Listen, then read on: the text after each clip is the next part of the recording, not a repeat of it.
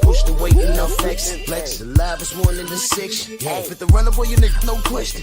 You will run a motherfucker high stepping. Hey, you never had a big enough weapon. Motherfucker never learned your lesson. I'm a 88 pack nigga. I'm a 88 pack nigga. I mean, day walker, drink blood, fangs out, full moon, motherfucker change like a hoe, nigga. I'm just a nigga from the hood trying to stack a little cheddar for the money. Yeah, buddy. Yeah, buddy. Lightweight. Lightweight, baby. True Titan Bronx on deck. Shout out to the mighty LDVC. All right. Come on in, smash the like button, like the video, hype the video, share the video. We are our own algorithm. We don't leave it up to Miguel to do anything for us. I know it's early, Saturday, but I wanted to do this. We had a lot of news in the last day or so, right? Had a lot of news.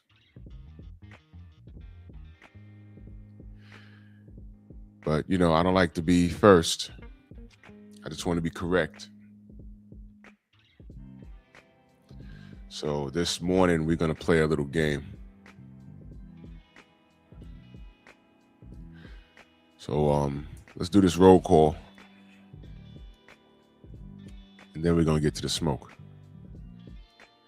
Flat Out TV. He said at this particular moment, I can no longer support David Benavidez. Why you say that? You did something? I don't know what happened.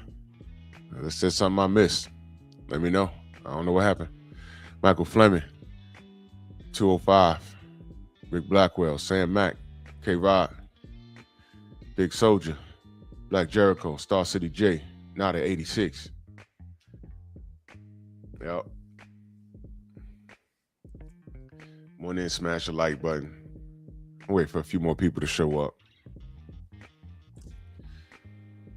Oh, boy. Oh, he shook hands with Ryan Garcia? Okay. Well, I mean, look, Dion, what up? I mean, look, to me, I'm not giving anyone a pass. Me personally, I wouldn't shake hands with him, but I did stand in front of him and filmed him because I let him talk, and he lied to the audience when I was standing there filming him. You know,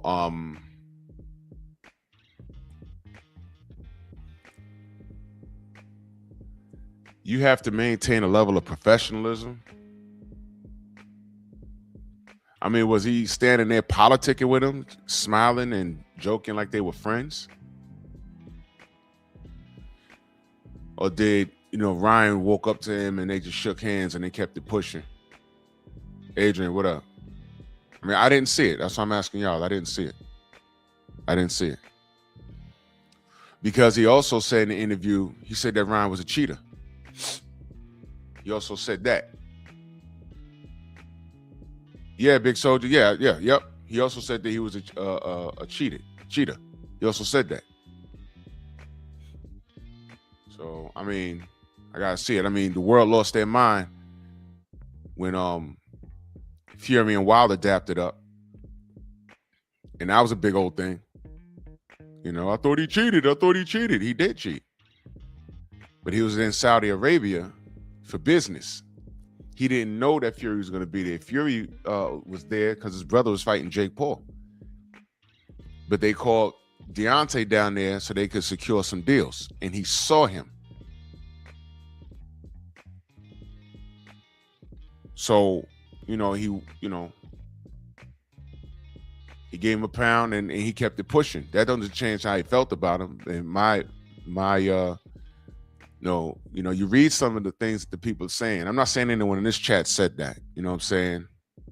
I'm not saying that.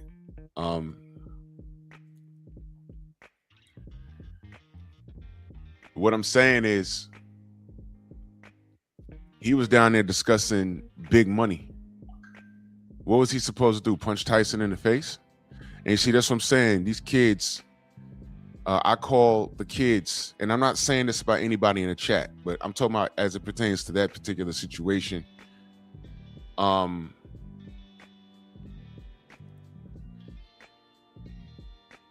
call you like you first 48 cats. You know that show, The First 48? Del Riv, salute. The First 48. Usually, it's when a situation happens, somebody in the street crashes out, and now the law has 2 days to narrow it down to find out who did what. And 10 times out of 10, when they catch the person and you find out, yo, why'd you do that? This person's dead now. And it's something stupid like over a pack of cigarettes, an argument over who was first in line. Then they get to tussling, someone pulls out their firearm and shoots somebody, then leave the scene. It's like, whoa. Dial it back for a moment. Freedom's March, salute. Jimmy Bernard, Del Riv, salute. It's like, whoa. Dial it back. If you could take that moment back in your life, you'd have just let the person cut you in line. It's not that serious. You know, road rage. You know, that's the fastest crash out in it could happen to anybody. You could be having a good day, listen to your favorite beat, and then someone cuts you off, and now you're on 100. Dial it back for a moment. What are you on 100 for? He got in front of you. He's going to be away from you in about 60 seconds. I've known people to chase people for blocks and then jump out the car. I already told you what happened to me years ago. I don't even know what I did to do. And I pulled into a gas station, and I don't even know where he came from. He hopped out the car. Some little dude. And then when I hopped out the car, he snapped out of it.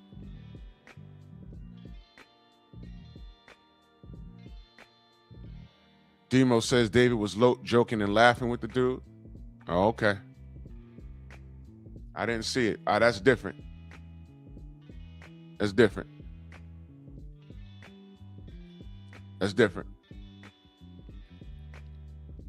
Was Deontay laughing and Stormy, salute. Isaiah, salute. Was Deontay laughing and joking with Fury? No. He was down there on business to discuss over $100 million payday and some fight deals. Fury says bomb squad. He gives him a pound and he kept it moving. He didn't stay there and talk to him. He didn't say, let's go get a drink. What did you expect him to do? And these first 48 kids was like, oh, he should have did this, should have that. Oh, he should have did that. Let me see. You're in a whole other country. Deontay's supposed to hit him with a closed fist for the world to say, oh, you couldn't do that in the ring, so you snuff him outside the ring. You's a sore loser. That was supposed to happen? And plus, you don't know what the penalty is if you do that over there. And the only people saying that in the chat, I know for a fact if you did do that, these are the first 48 ass ninjas. You'll be in prison. Plus, you don't know what the penalty is doing that in Saudi Arabia. It's not like up here, you go sit down, you make bail, and then, you got enough money to get out of trouble. You do that down there, you might have to sit down for 2 years, minimum.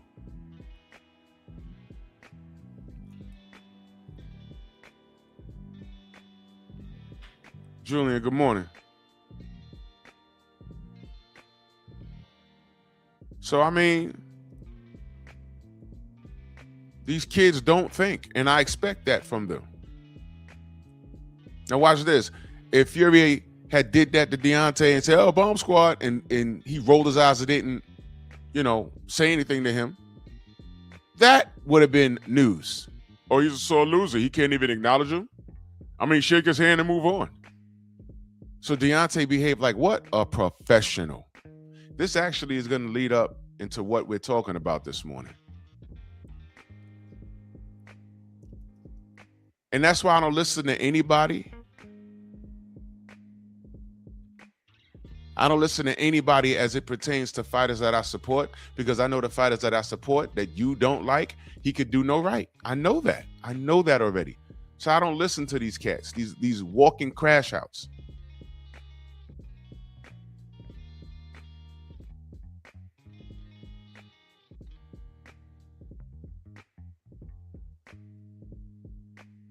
There's a bum ass in the chat right now that I just had to block. Drop the link. Let me cook you on Deontay. You can never cook me on Deontay. You can never do that.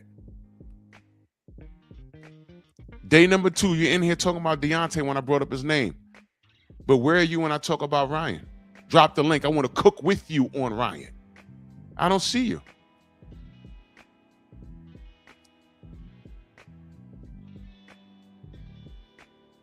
K-Rod says Janet Beck got suspended a year for the failed drug test. Oh, wow. Why is that not news? It's not big news. I just woke up a half hour ago. Oh, that character, that's Dr. Mindbender from G.I. Joe. You know why I put him up here? Because this morning we're going to build a perfect fighter. Dr. Mindbender built Serpentor, the new leader of Cobra.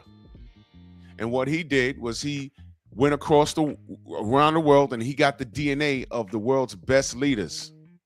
Genghis Khan and, you know, if y'all watched the cartoon back in the day, I think it was in the beginning of season 3 where they invented Serpentor because Cobra Commander wasn't cutting it. It was the season before G.I. Joe the movie. And he got the DNA of world leaders to make the perfect leader. They went to everyone's tomb. I think they went to King Tut, Genghis Khan, and they were all on. G.I. Joe was like, what are they doing this for?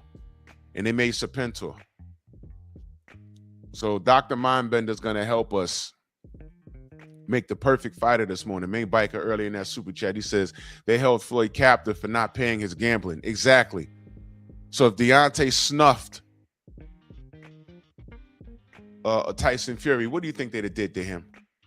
He'd have still been sitting his ass down there, and they'd be like, oh, well, he crashed out. He crashed. He's a millionaire. He should know better than to do that. Everybody in the chat talking about, oh, I would have did this. I would have did that. Nah, Main Biker, nah. They see, I was young, but I was watching that. I said, they're going to go to Hitler's tomb? Nope. They skipped right over that. And I think Dr. Mindbender's German. He spoke with an accent. They made sure they skipped right over that. They also didn't go to Shaka Zulu's tomb. I was looking for that. They didn't do that. But the premise behind it was dope. But it was still a kid's cartoon.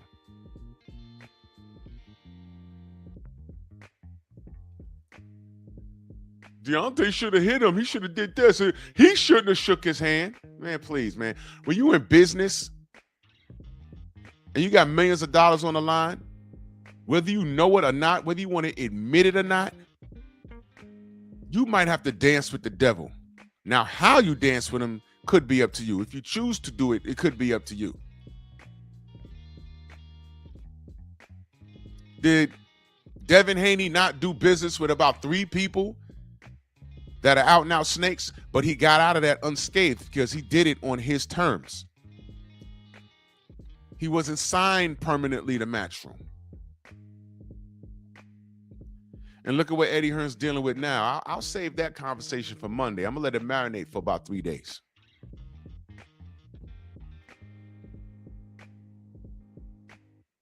I'm going to let that marinate. You see? Time reveals all truth. You get what you put out. 1 minute, Eddie Hearn tearing you down. The next minute, he working with you. You're the best thing since sliced bread. But these smuts ain't loyal. Eric, oh, salute. These smuts ain't loyal. It's business. And I heard the interview. He said, I forgot. It's a business. All right, cool. Cool.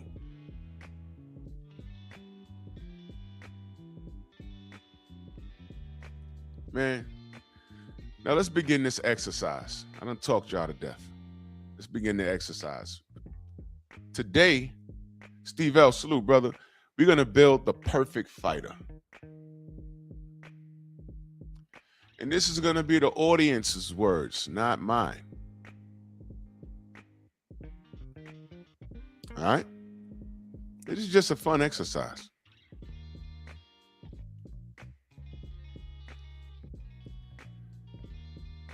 We're going to build the perfect fighter. All right. So now,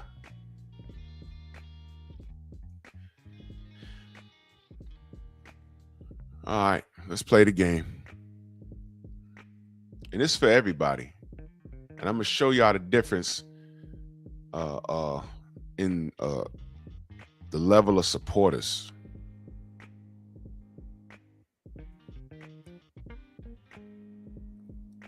Y'all ready? Where do you want this fighter to be born and raised from? Where? What part of the globe? DJ Punch, salute.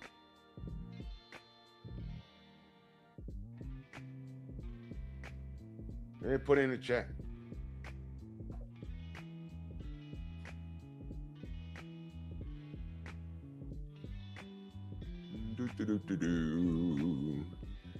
Detroit. Main biker says America. Okay. I like for him to be American, of course. Of course, I'd like for him to be American. Hell yeah.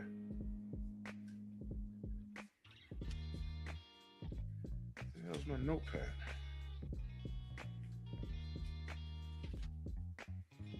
Yeah, man. Don't matter. Don't matter. You can say USA. You can say a specific place in America. This is your fighter. This is your fighter. Yeah, K-Rod, we are. We are. I just want to get some things down.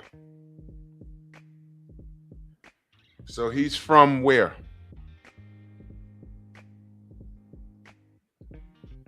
North Carolina, Midwest, Detroit. But he's American for the most part, of course. Let's just say American. I'm writing that down. All right. The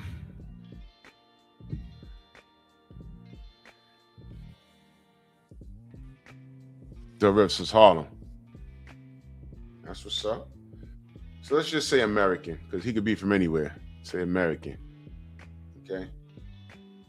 All right. Now, let me ask.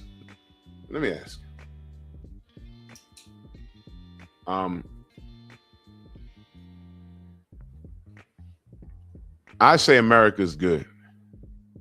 But are y'all saying your cities for a particular reason? Y'all want them to be close?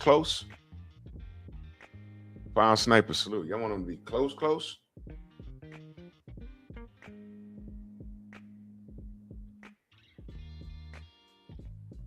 Y'all want to be close? Like, why is that? Why is that? I'm asking all of these questions for a reason. Nada said Philly. K-Rod says Bronx. Different reason, different styles. I get that. Yeah, Eden, we won't be so lucky. The pillow biters love Ryan. They love them some Ryan.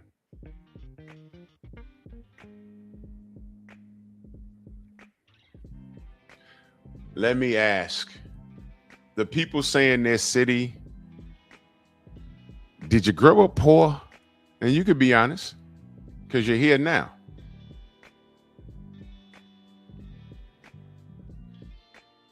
Did you grow up poor? Did you grow up hard? Did you grow up in the trenches? Is that why you want that fighter to come from where you come from? I'm just asking.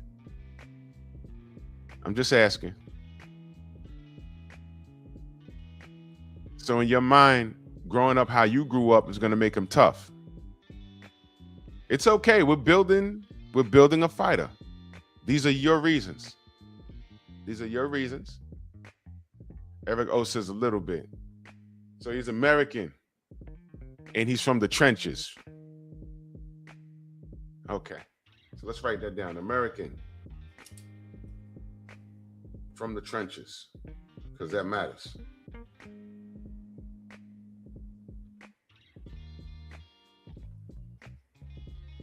Okay. What weight division is this fighter fighting in?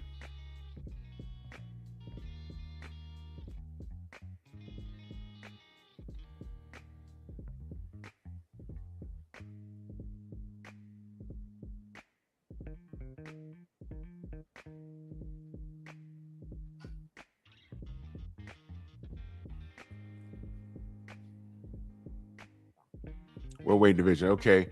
Press says 54. Jeff Sparks, salute. Now this is middleweight.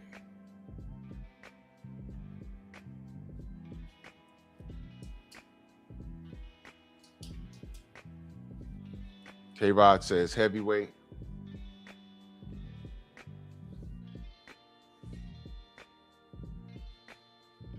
No doubt, Del Riff.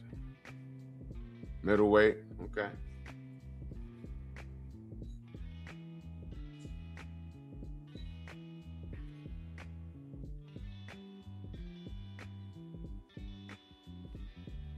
Okay.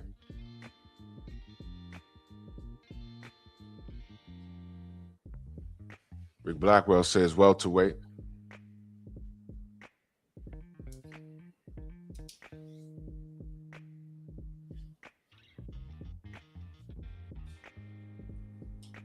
Okay.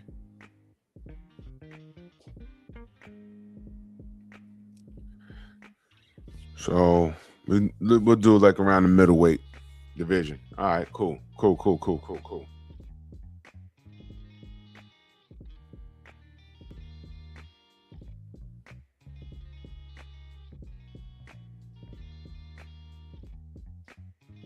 How tall does he need to be?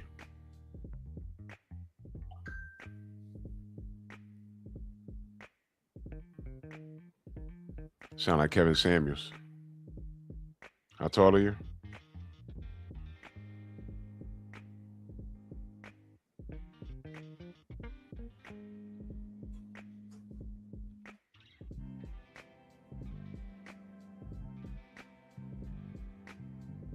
$5'11".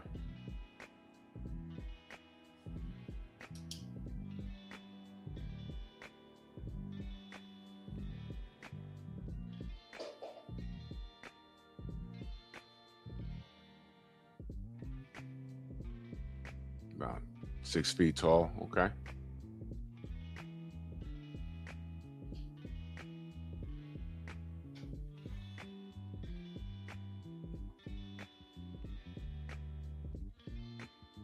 All right. And weight is determined on, whatever you pick. Get it? Does he need an amateur record? And if so, how many fights? Is an amateur record a necessity?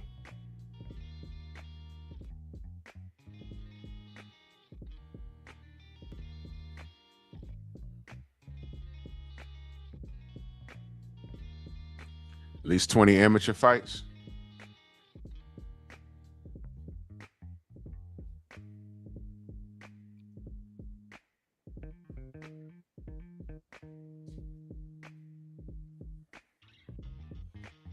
Press says 100 plus fights.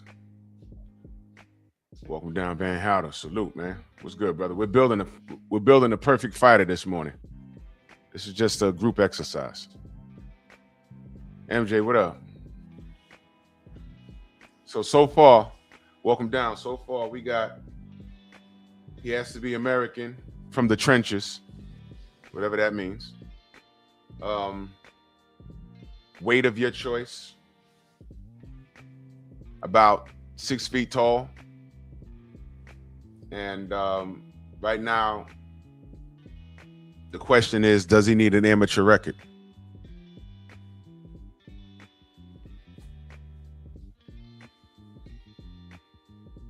Why the hell my pen start? Okay. Record. Now let me ask you a question. Does he need to be an Olympian? That's the difference.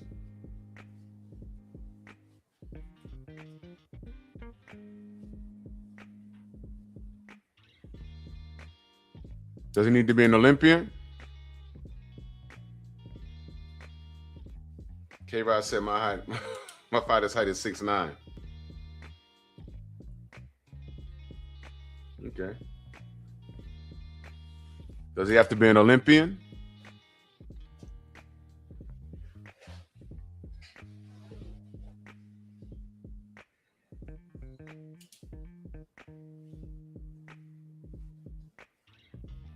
Okay.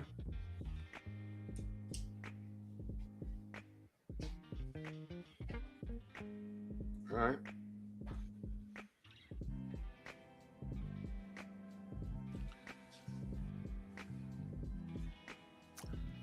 What does...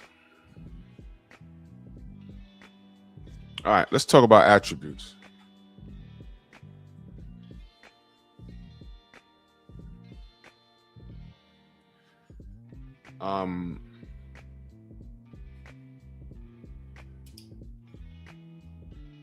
What kind of attributes does this fighter need to have? Let's go through some things. This is Stormy's favorite part.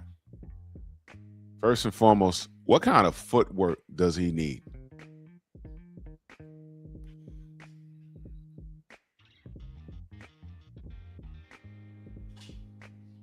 Think of a fighter from any point in time. I mean, you kids, y'all only know maybe the last 8 years or so, but I've seen some footwork in person. I've seen some footwork in black and white video, and I know there's things that a lot of y'all don't understand. But in comparison, give me some footwork. Pick a fighter. Pick a fighter. Pick any fighter. What kind of footwork would you like your fighter to have?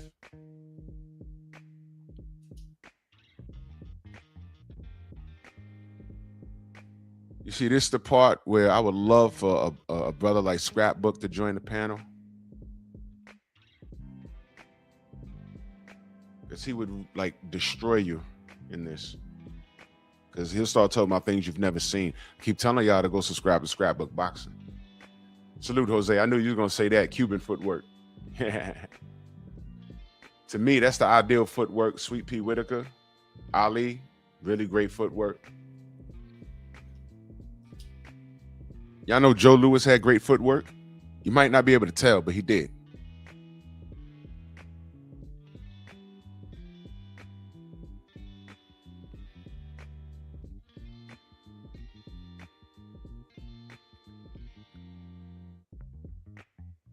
The way they fought back then, you would think that they're plotters.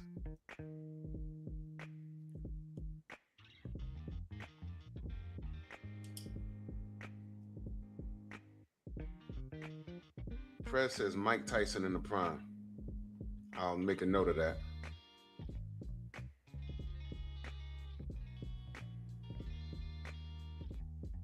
I'm gonna spin the block on that. Yeah, Roy had pretty good footwork.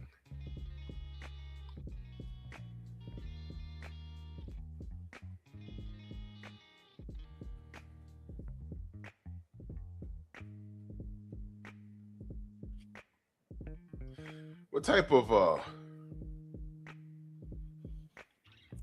of power would you like this fighter to have? Now, I know it sounds like a dumb question. You want your fighter to be the strongest fighter in the world. But humor me. Show me your boxing IQ. What type of power?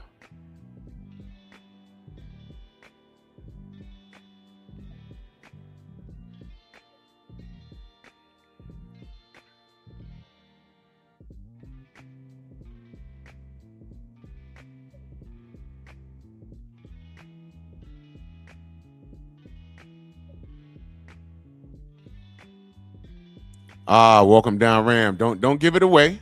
Don't give it away. You see, I know who knows boxing. I know who knows boxing. I know who knows boxing. That's exactly why. See, you know why I'm asking the question. You know why I'm asking the question.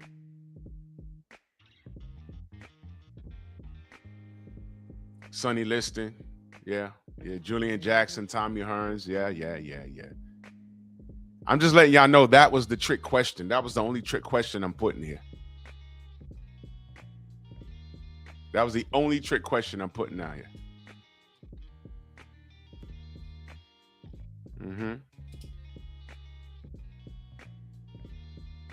I'm writing all of this down. So when I open up the panel, I'm gonna go person by person. And we'll get to the bottom of everything. All right.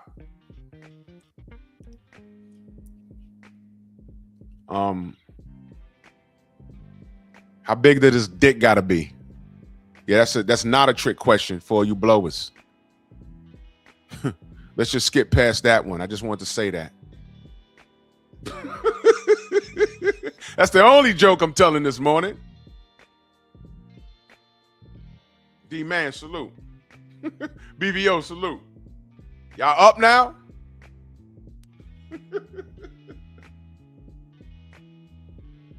All right.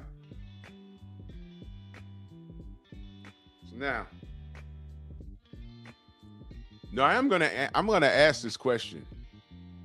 How does he have to look?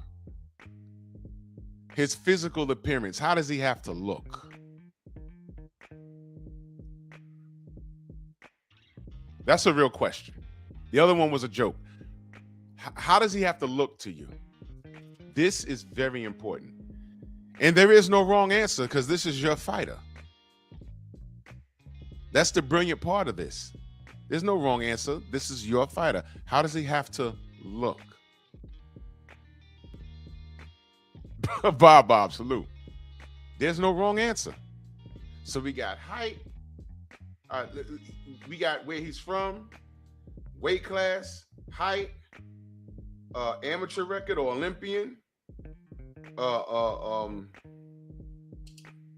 footwork, right? And power.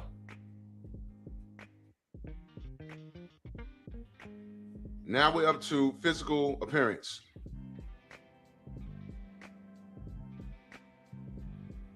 Why does my pen run? Oh, I have a messed up pen. That's what it is. How's he have to look? Delano, salute. How's he have to look?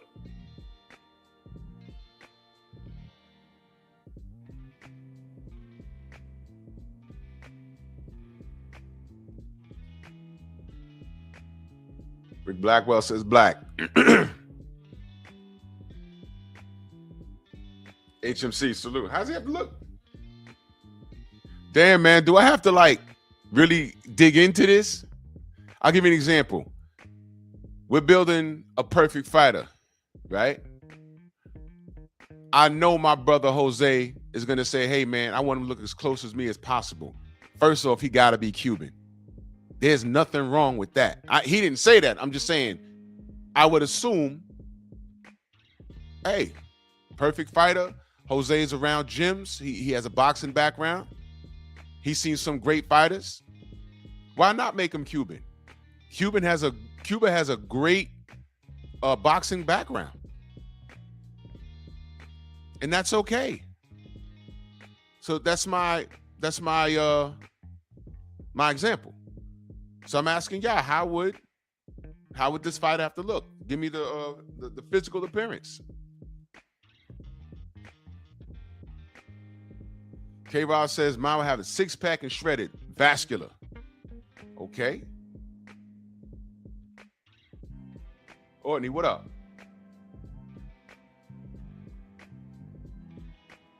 Y'all already wilding. He said tattoos, nail polish, Jesus Christ. Oh. Yeah, Julian, we're considering all that. We're considering all of that.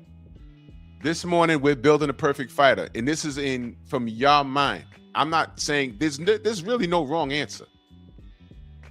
I'm just picking your brain. That's all. That's all. BVO says black from Cleveland and clean cut, no braids, no gold teeth, no earrings, who wears suits like Emilio Vargas. Well, it's interesting you say that. Very interesting you say that.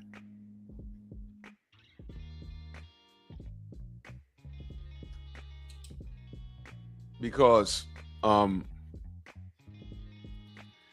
Jake Paul, who's a pro boxer, I ain't see him wearing suits to no I ain't see him wearing suits to anywhere. He's a troll. But, you know, we can't tell him nothing.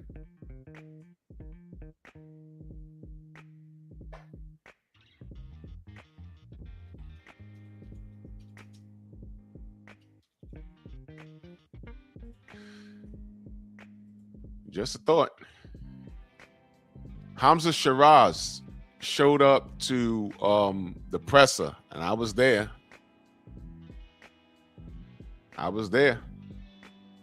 Yeah, I did. I said the perfect fire to BBO. I sure did. These are just things to consider, because when I open up the panel, I'm going to challenge everyone on certain things. There's still no wrong answer. Derek Gaines, salute. Hamza Shiraz, you know, Edgar showed up super thug privilege. He was overdoing it, Brooklyn. Gun gestures and everything, and Hamza Shiraz stood there in a suit, looking like a GQ model. And we all watched that fight, didn't we? Well, you know, I'm just pointing some things out. Main biker in that super chat salute, he says, like Apollo Creed and Rocky 3, real life Apollo win. Yep.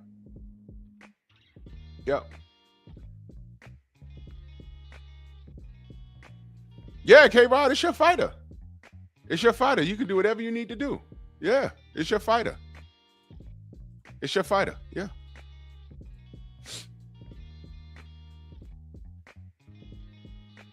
So we're down to physical appearance. It's up to you. I just wanted to see what people were saying.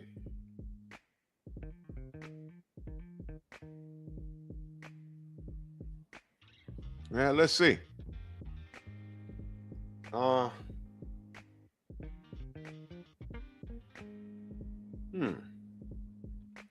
Ja Champ, salute. King, what's going on? All right. Does he need to be a family man?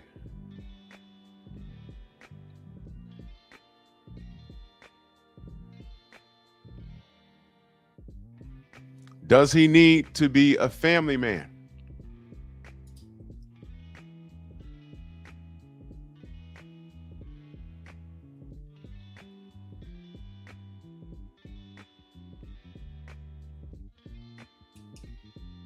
Big Soldier says yes. This is y'all fighter. Does he need to be a family man?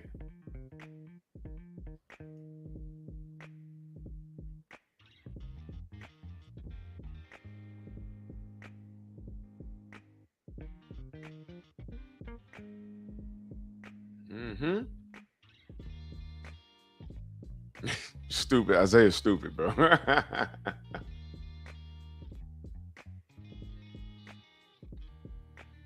Okay. So he needs to be a family man. Just keep that question in mind, because I'm going to ask y'all about it.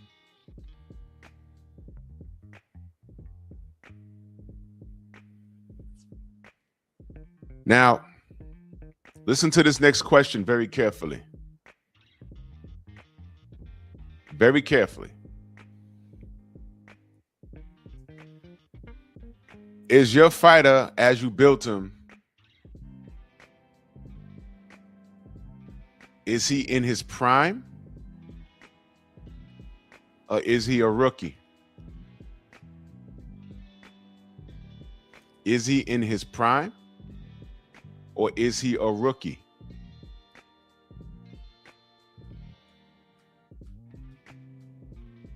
This fighter you're talking about.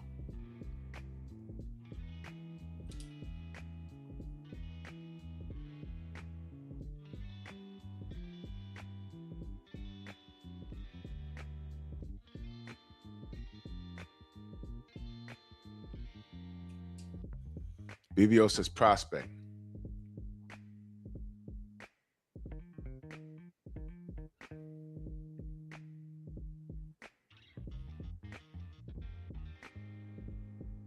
Okay.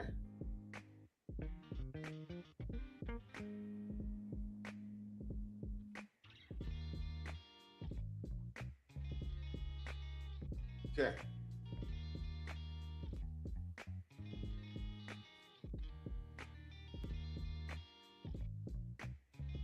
Right.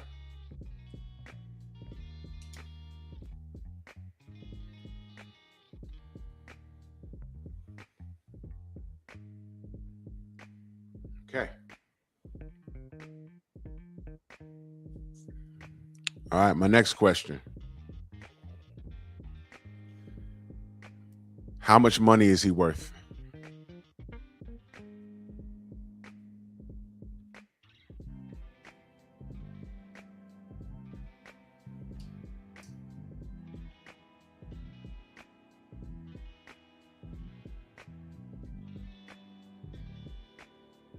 Okay.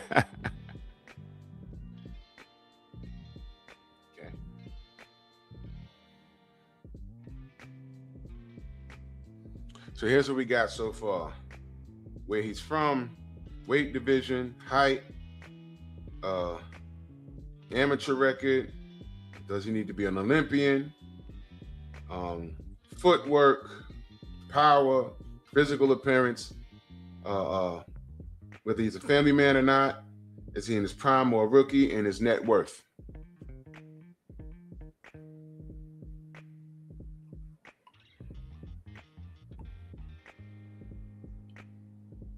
Okay.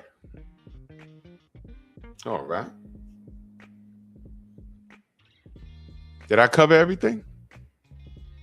Am I missing something? Oh, yes. Who's he promoted by?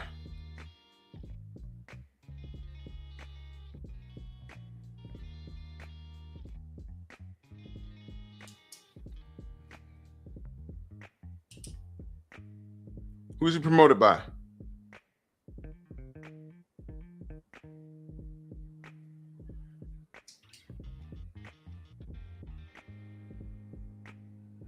BBO says Turkey.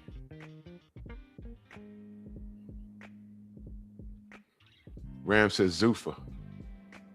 Big Soldier says Top Rank. Mm-hmm. All right. Y'all ready for the link? Let's have this discussion. This is the fun part. If you're an unfamiliar, you already know what to do. Turn your camera on so I can see you're a real person.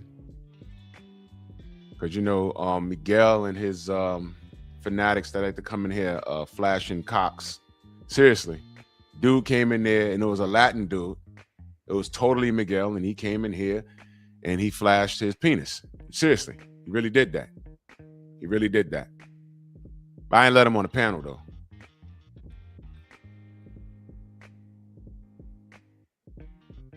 I ain't let him on. He was backstage, you know, showing his penis. Told you, I don't make this up. What happens when everyone talk about me? They can't talk about me without talking about my physical appearance. That's why I don't turn my camera on, but once a week. 1 second, y'all. What the fuck is this?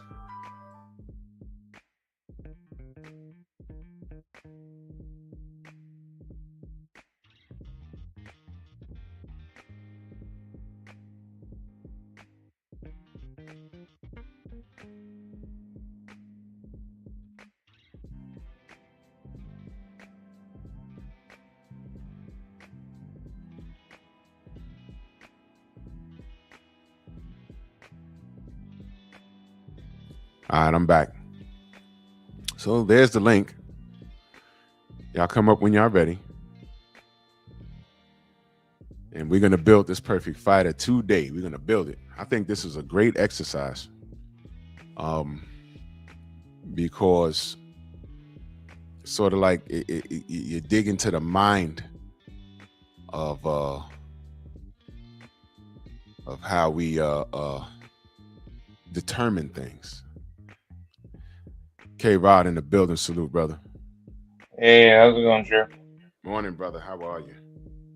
I'm doing good. I'm excited for fight night today, and I can't wait for next week. Yeah, man. Yeah, listen, did I hear the news correctly? Does Mario Barrios have the flu? I never heard of that, but I'm gonna take a look at that today. That's like brand new to me. Yeah, right before I laid down, I thought I saw Blue Blood post something about that. I didn't see it. I was sleepy, so I didn't see Oh wow. anything this morning. So I have to look that up. I hope that's not accurate, man. Because if he has a flu, then he Yeah, finna he's lay gonna down. lose. Yeah, he's finna lay down, and you already know what they're trying to do with this POS Ryan, man. This is Drug cheat. crazy work, man. It's crazy work, man. So whatever. I don't know. I don't know what's going on, man. I hope Ryan. Whatever, man. Whatever, man. Whatever. You already know how I feel. I don't need to, get too deep into it. You know they pushing him now because he openly gay too, so they really gonna be pushing him. Oh yeah. We ain't gonna go past that, man. That kid openly gay. Yeah. And that's good for the machine. It's good for the system. They like kids looking like that, with free back shots. They like that. They like things like that. So I mean, look, I told y'all. I told y'all there was something crap with that kid. Whenever you see kids crashing out like that to the degree that he did, there's something else going on. There's something else going on. You don't walk around. Listen, you don't walk around with Gorlock the Destroyer and take a lie detector test and talk about you find it attractive. He was not playing. What he's doing is he's playing in your face. And I know there's a lot of Ryan fans say, "Oh, he was just playing." No. What it is that here's what you need to understand. There's hope for you because look at what he's attracted to. He physically assaulted his baby mama, his ex-wife that he has children with. But he says Gorlock the Destroyer is attractive. The reason why you punch your wife in the face because she didn't look like that, and you're fighting something. That's why I tell all these dudes, man, if you like that, just come out so you can be more comfortable in yourself. All this trolling and stalking and everything, you ain't got to do all of that. Come out, be comfortable with yourself. Don't come here with it because I don't get down like that. But be comfortable in your skin and go somewhere. So you ain't got to have these suicidal thoughts. Be comfortable in yourself. And that's what it is. When you hear Bernard Hopkins talking about how this kid look, I was saying back in the 90s, I said, yo, Oscar's a dog in that ring. I have nothing bad to say about Oscar De La Hoya's in-ring performance. Oscar's a Hall of Fame fighter. He's a legend. He was a dog, an absolute dog. But he's a douchebag outside the ring. And there was things that I was watching in his mannerisms. I said, hey, man, I think this dude gay. And what do you think the Latinos around the Bronx was telling me? Drew just jealous. I said, no, I'm not. I enjoy watching his work. You just enjoy watching him. But I expect that from women. I'm watching the sport. I said, I like Oscar in the ring. But I get why y'all watch boxing. HBO will tell you their ratings went up whenever he fought because of how he looked. These chicks don't watch boxing. I watch boxing. But they were getting the best of both worlds because I like watching Oscar fight. If you never watched, listen, the best performance I seen Oscar in was when he fought Ike Corte. Just watch the fight. Just watch that fight. Yeah. Oscar's a dog. Oscar is a dog. All right? That was a great fight.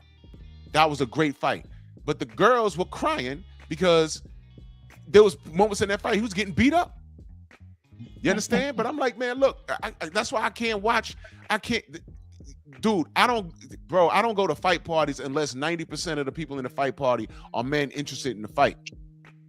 I can't watch with no chicks around that's rooting for a dude because he cute. I'm rooting for a dude because he crazy and they identify with crazy.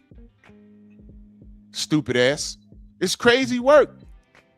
But anyway, that's why they like Ryan. Because he's sexy to them. These are grown men thinking like that. When Bernard Hopkins made the bathroom threat to Bill, That was in. Do you know how crazy that was? I say, yo, he said that out loud, and then then you spin the block and you say, well, why was Bernard talking about? Oh, look around, look how handsome he is, bro. Hold on a minute, bro. Hold on a minute. You're promoting a fighter, not an R&B singer. What are we doing? What the hell are we doing? Well, come on, Jew, man. You know niggas fight in the bathroom, man. Come on, Jew. I done threw hands with niggas in the bathroom, so have you. Bro. But no. I never threw hands in the bathroom. Hey. I never threw hands in the In bathroom. school, you were the dude never say y'all want to fight when you fight in the bathroom? No. Never. We bullet him quick, fast, man. We threw hands in the hallway before the teacher could turn around and fight over. Oh, okay. We ain't going to no bathrooms, bro. Nah. We ain't going to no bathrooms. You know why we ain't going to no bathrooms? We wanted witnesses. I beat that ass and everybody saw it. I beat that ass. Nobody jumped you. Nobody snuffed you. It was me. You're lumped up, not because a bunch of Tim boots hit you in the head. It was one boot, mine. It was a fist, and then you was on the floor getting stomped out. You may have thought you've gotten jumped.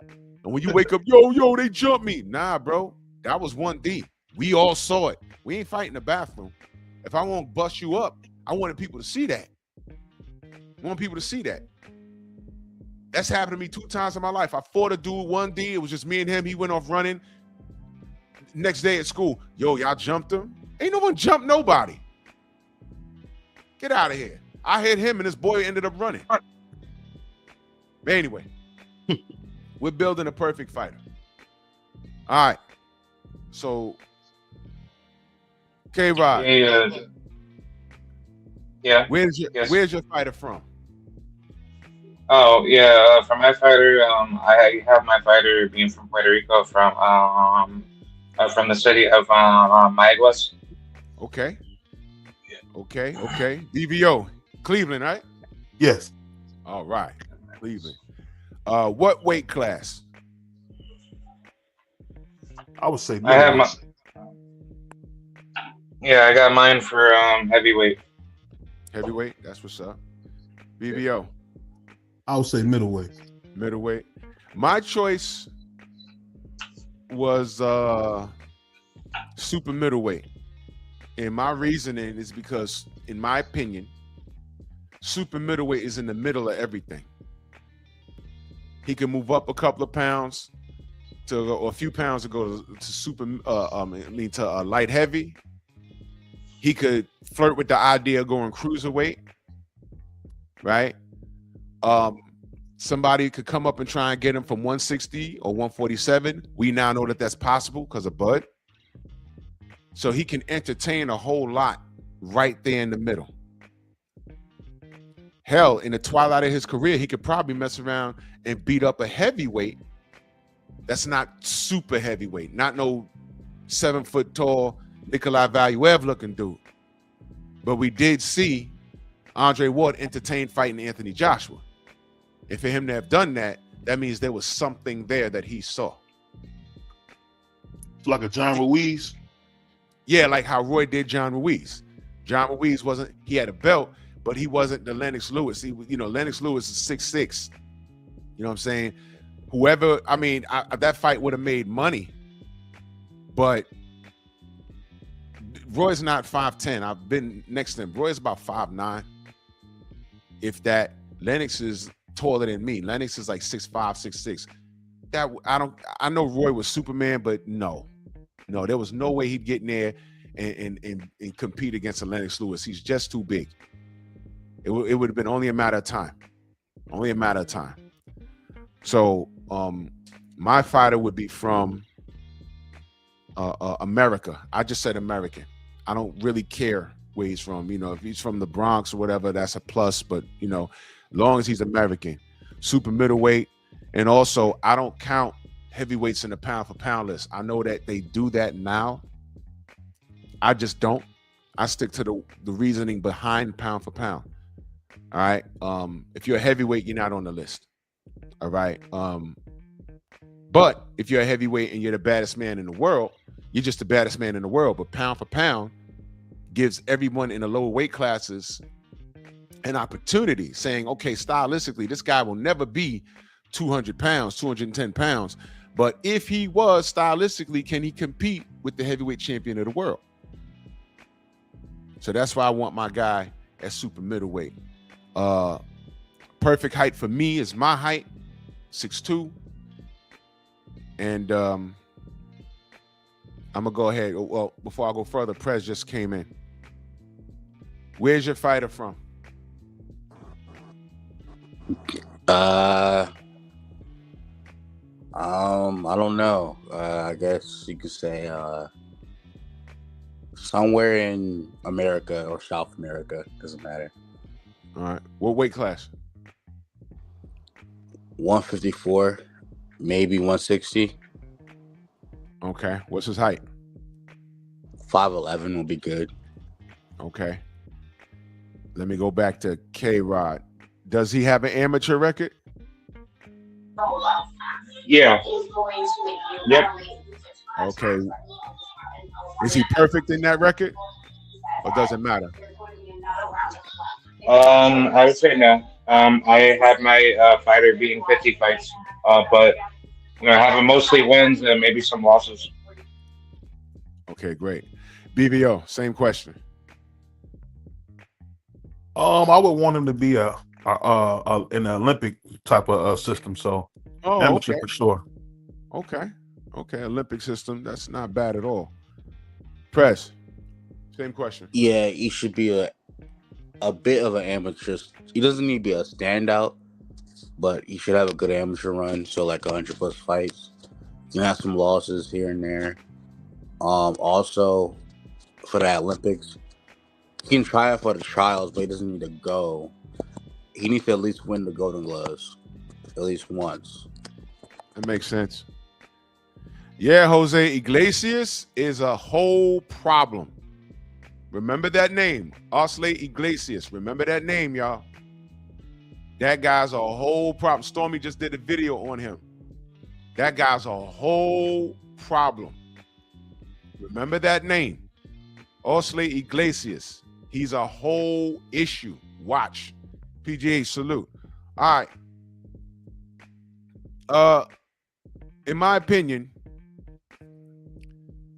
I would like my fighter to have an amateur record rather than be an Olympian. And I'll tell you why. The Olympic program has become watered down. It's been so corrupt. And if you check my body of work, the Olympic system is so down bad that the Summer Games was going to do away with it. But someone decided that they want to come in and help fix it. And you know who that someone was? Mauricio Suleiman. There goes that. You're going to bring this dude in, Mr. Invent the Belt, and he just invented something else the other day. I don't know if y'all caught it, but I'll do a video on it. Mr. Invented. Now, this guy's as corrupt as they come. Are you supposed to bring him in to fix the Olympic program? Olympic boxing program? No, do away with it. I'm done with it. And that's just my opinion. Once Mauricio Suleiman said, I'm going to put my hands on this and I'm going to fix it. Nah, I don't trust you, bro. Get out of here. It's dead. So amateur record. And I would like my fighter to have at least 100 amateur fights and like 25 losses. And I'll tell you why later. But I need him to have those losses. I need that. I need people walking around on the pro level talking about, I beat them in the amateurs. I need that. So now let's go to footwork. K-Rod, what type of footwork does your fighter need? Yeah, for my footwork, for my fighter, I want my fighter to have a Sugar Ray Robinson level of footwork. Okay. BBO. I want to speak to be in the mud. He don't have to have great feet. All right. He gotta be a plotter. He just gotta be standing there. You gotta come forward. Come forward. Yeah. Okay. Like a haggler to me. Hagler, okay. Well, Hagler, Hagler had underrated footwork. We was so busy watching his hands, but he did have good footwork. Yeah, he definitely did, especially when he fought Leonard. He showed a couple of wrinkles we hadn't seen. Yeah. I think his footwork was underrated because we was watching other things. We was anticipating him landing something crazy. You know what I mean? So we that's what happens with a lot of fighters. We disregard other things that they're doing, which they do very well. Because we are looking for them to do what they're known for. You know what I mean? So I feel you, but okay. Prez, same question. So it depends on their style. My fighter would have like two different styles in one. So he would have Sugar Ray Leonard footwork, but also Mike Tyson footwork. So like there's like that angle I'm going with.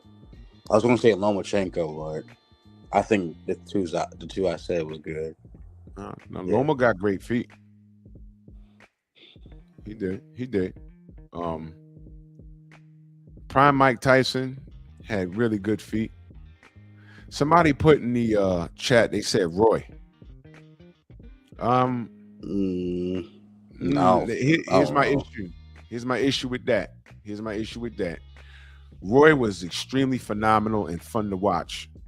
But you got to understand, Roy did everything wrong. But he was so comfortable and it made him awkward. He knows how to box. He learned that already. But he was such a phenomenal athlete that he got away with everything wrong. You would never train anybody off the street to fight like Roy because you will get that person killed unless they are A, a great athlete like Roy, and B, understood distance and had a boxing IQ. Roy in his prime understood distance, had a boxing IQ, and was such an athlete. He was trying things in that ring that you would never, man. I personally couldn't coach Roy back then because I'd be like, hey, you're giving me a heart attack, man. And I would tell Roy, I don't know how long you plan on fighting, but eventually that issue's going to run out. Once you hit like in your 30s, you ain't gonna feel like you're 21 no more, man. You got to stick to the basics. But, goddamn, man. But Roy was fun to watch, but listen, that was all wrong. He was so gifted too, man. He was like, you could tell that was all God. Yeah. That dude was super gifted, man. Yeah.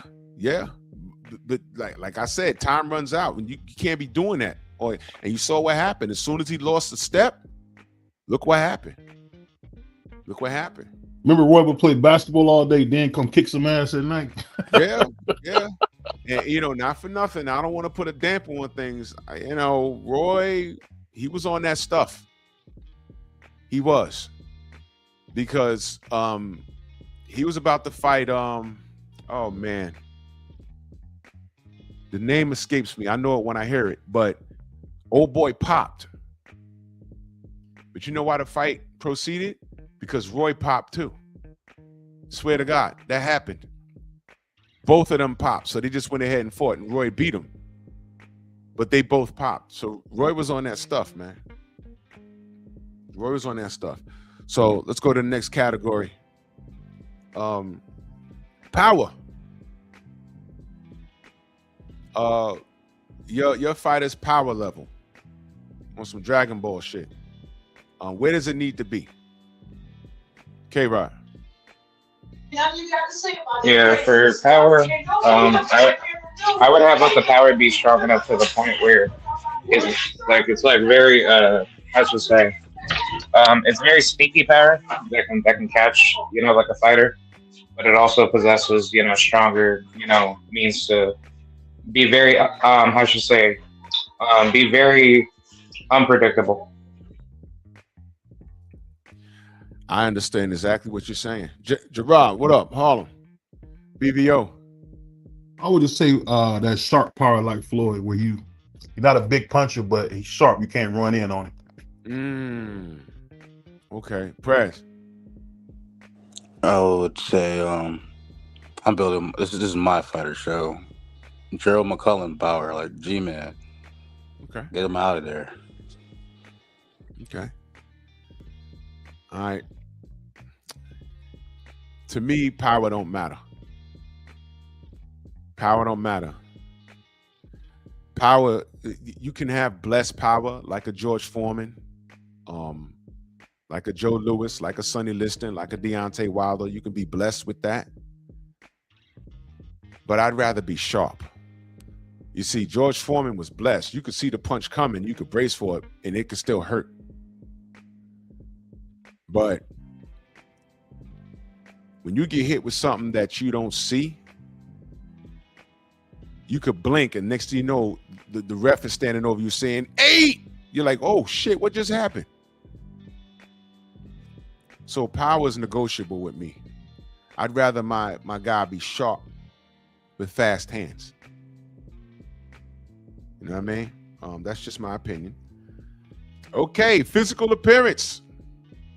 How does your fighter have to look? K-Rod, I know you got a party going on in there. So, so yeah. Yeah, sorry about that. Okay.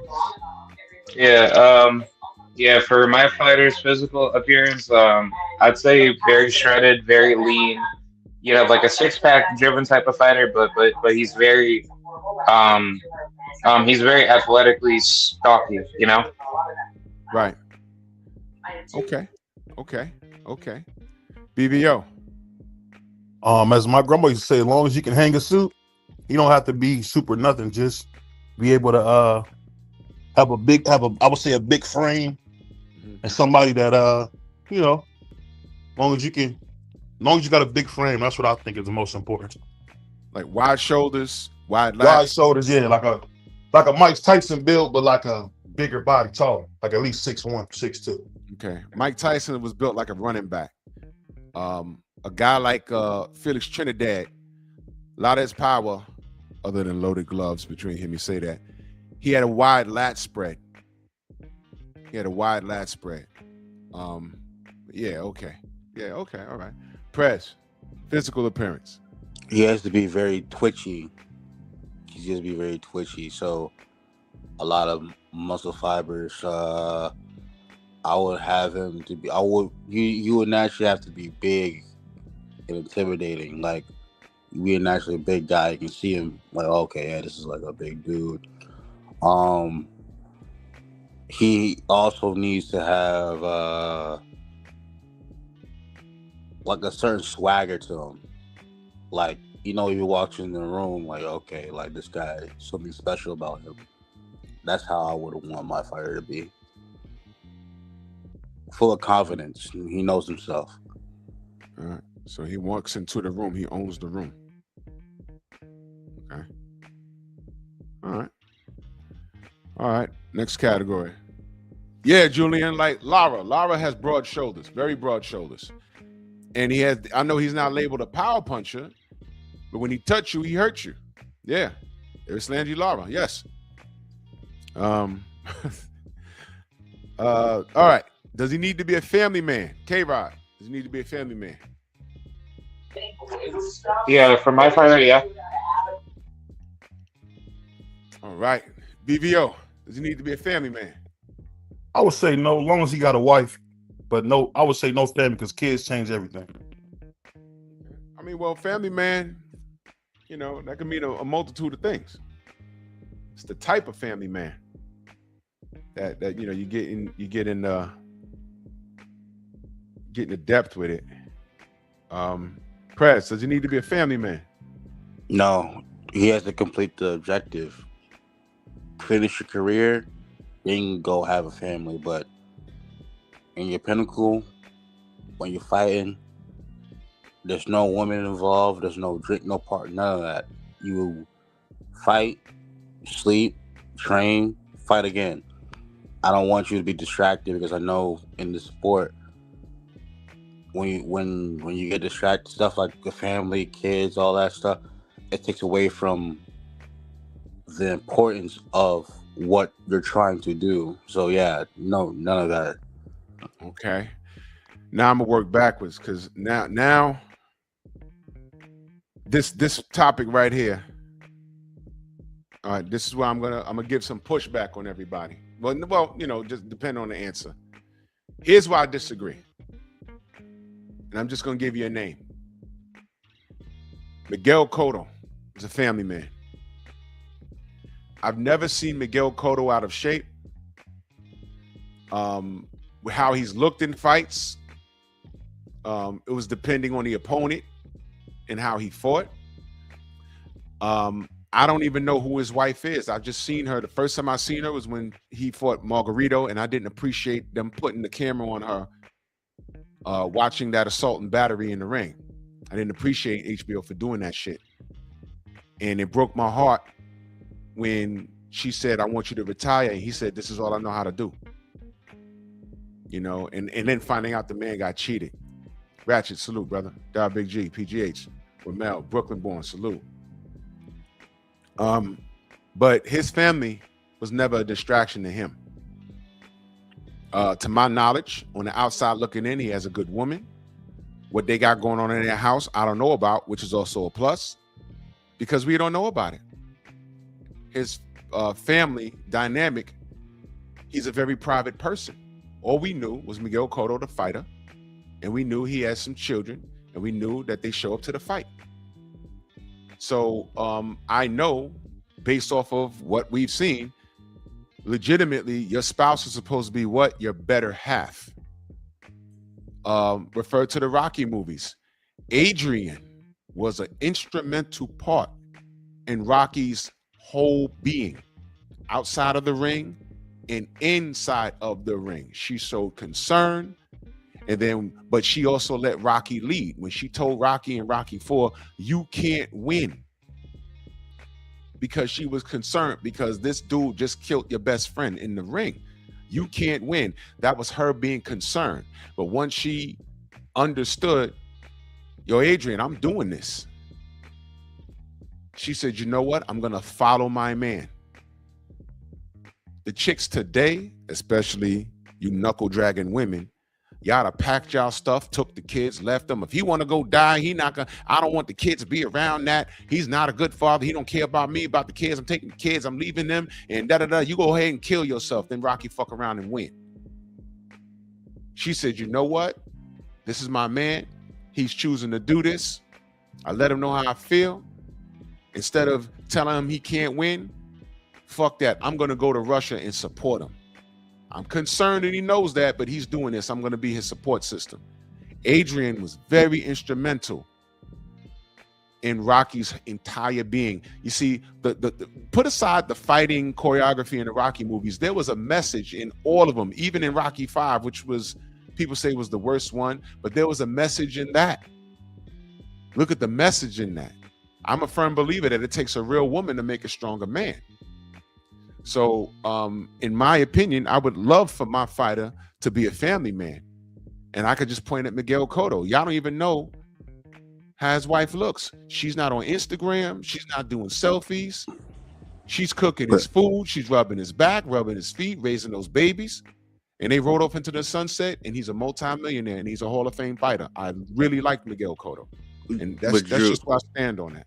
Would you, in the same Rocky movies, didn't his coach say to stay away from women? When he said stay away from women, did he mean Adrian or just women? Nah, yeah, he meant Adrian too. They get you weak in the knees and all that stuff. And we can see. Did you watch all the Rockies, by the way? I watched Rocky 1, 2, 3. I didn't watch 5. Would you say that Rocky Balboa was in love with Adrian? For sure, yeah. Yeah. So when they said stay away from them women, what do you think he meant? What do you think? I guess scandalous.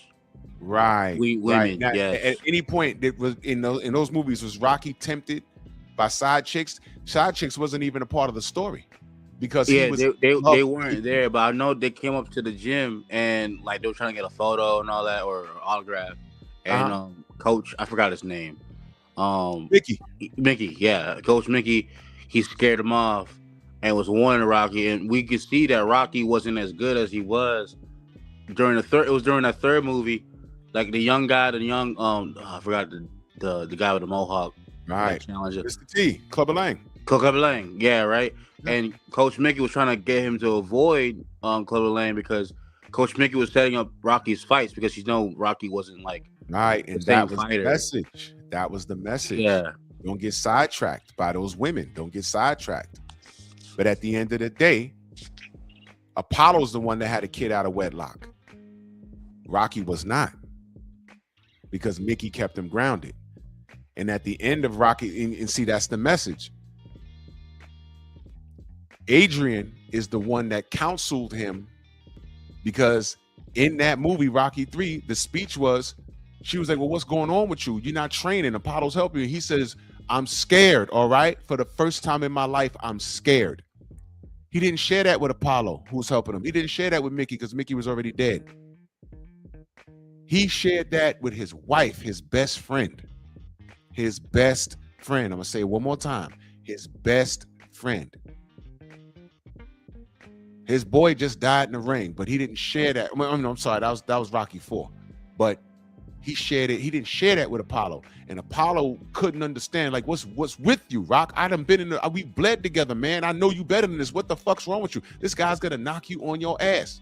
And he's like, oh, we'll do it tomorrow. We'll do it tomorrow. But he didn't tell Apollo what was going on. He told his wife, his best friend. And that was the message in Rocky.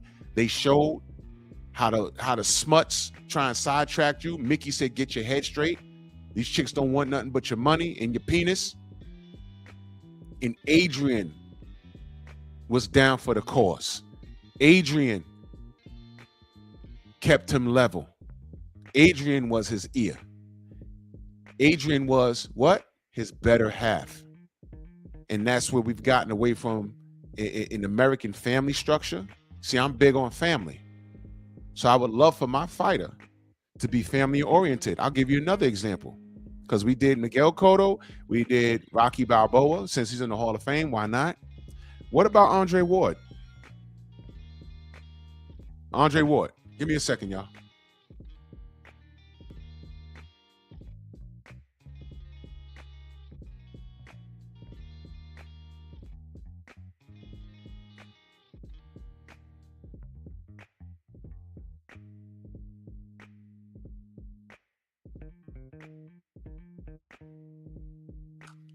Andre Ward. It's another example. Do y'all even know how his wife looks? I've never seen her. Never seen her. Again, she's not. Watch this. We all know how Steph Curry's wife look, right? That's a damn shame. The woman literally said she wants attention from other men. She's won in life. She got king of the light-skinned Negroes.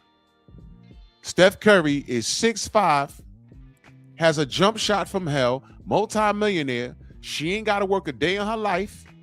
She has a family with this dude. She's won. She won. But it's just not enough, isn't it? And unfortunately, women like that are all on the internet with the biggest mouths. The biggest mouths. But now you look at Andre Ward. We don't know how his wife looks. I don't even know how his children look.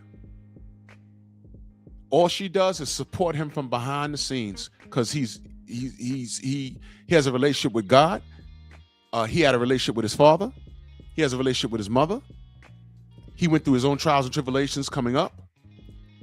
And the family structure defined him as a man first. And he carried that demeanor on into his boxing career. He made a lot of mistakes. And he carried that into his career. And that defined him as a man. He didn't have to figure things out on his own. He didn't have to do any of that. He didn't have to do any of that. You understand what I'm talking about? So in my opinion, family structure is beyond important to me in a fighter. Family structure could define a fighter. You could see a fighter fall short for the lack of family structure, and you might not even know what's going on. You can have a fighter that comes from a broken household, and that can motivate him to do certain things, but it can also harm him because he didn't have certain things. Is any of this making sense? If it's not making sense, tell me. Is it making sense? I hear you. I hear you. I agree to a certain point, but the reason why I say like I don't believe a fighter should have a family until their career is over with is because boxing is just that it's a different sport than any other sport. It's the most hard. It's the hardest sport, and I think it takes a lot of mental fortitude to have to do that, and also have a family as well. So I would rather my fighter to have a pointed objective to become a great at this sport, become a legend, an icon, and not get this like I don't want to say the word distracted. I don't think a family is a distraction. I don't think so. But You don't want him to have that lingering responsibility? yeah, exactly. That's the word. Okay. Because So how long is your fighter's career? how long? So I would love for him to turn pro. Well, at 19, 20, that's a good time, And when is he retiring? and you'll retire, God willing, in his mid to late 30s. Mid to late 30s. Yeah. And then he can start a family then? Mm-hmm. What's the difference between him starting a family early when he ain't got nothing as opposed to when he's made millions of dollars, if he's made millions of dollars? Wouldn't he have to be more careful when he has those millions of dollars? Well, you would have to be more careful. I'm not saying that, but you would have to be careful in all when you get with women. Well, I'm young. I don't. But when you get when you see modern, especially in a time frame we're in now, we see modern women and we see how they work, even with the average guy that's making the basic wage in America, and you see how they're treated as well. So yeah, we see these multi-millionaires get tricked out by these chicks, and it's just a thing they do now, right? I'm not saying that hey, I came up with her. We was both broke, hungry, we didn't have nothing, and that isn't a good story. That she was with you the whole time. But we've seen time again, like people leave their like wasn't Aisha Curry with Steph when he was broke and had nothing? Yeah, Exactly. yeah. So and now she want to do all this scandalous behavior, talking crazy out her neck. He's the one that gave her the book thing. All the business she done. That man helped her out with it. He was the one that set it up with his money and Is all that the stuff. majority of women? Is that right now? Yeah. Aisha Curry, like her status, or what do you mean? I mean, is Aisha Curry, is she's the standard of women? Is she's the Her mentality? yeah. In a modern sense, yes. I will say yes. Okay. I Do think, you have a girlfriend? No, I had a girlfriend 2 years ago. Okay. All right. This is very important. It's just very important. But not anymore. I don't no. No. Listen, worry about your bag. The women are gonna be there. I'll tell you that. To me, in the sport of boxing, family is very important. There's a lot of fighters that were family men, and you would never have known it. But I've spoken to quite a few. The one person that held them down was their wives. They were always there. When even your trainer got to go home.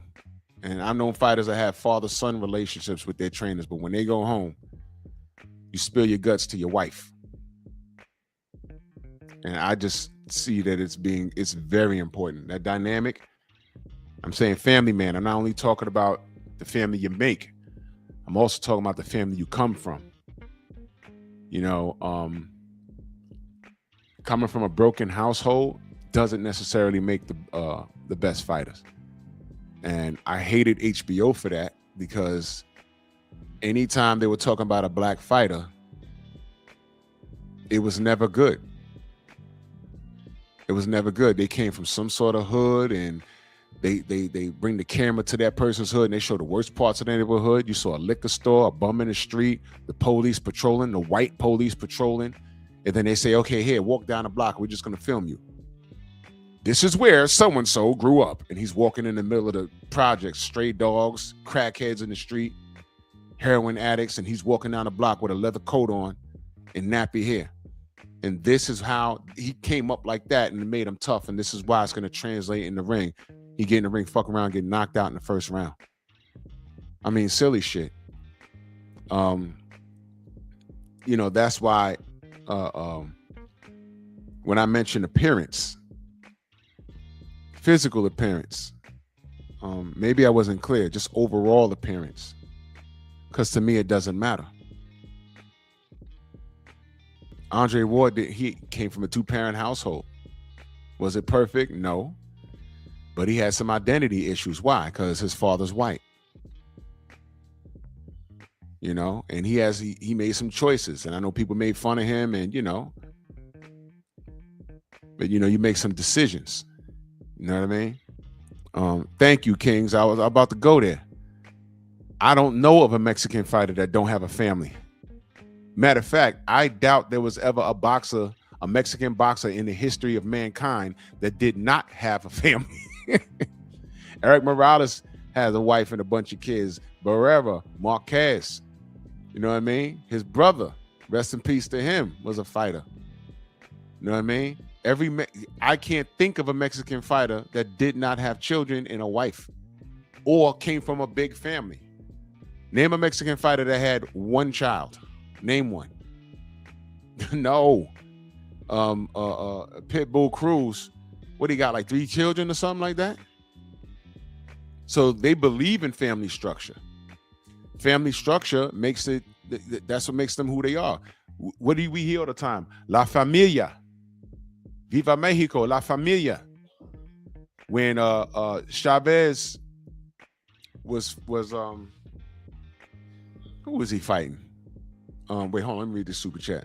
Salute. He says, biker, he says, T.O. lost and was in the hospital alone. No wife, no dad. Yeah. And that's the other part. The broken household. See, T.O., his household is broken. T.O. wants the family structure. He wants that family structure. But your dad is a dust head. The woman you chose, your family was finna disown you because they said, yo, she's a smut. If you marry her, we're not speaking to you. Do y'all remember that?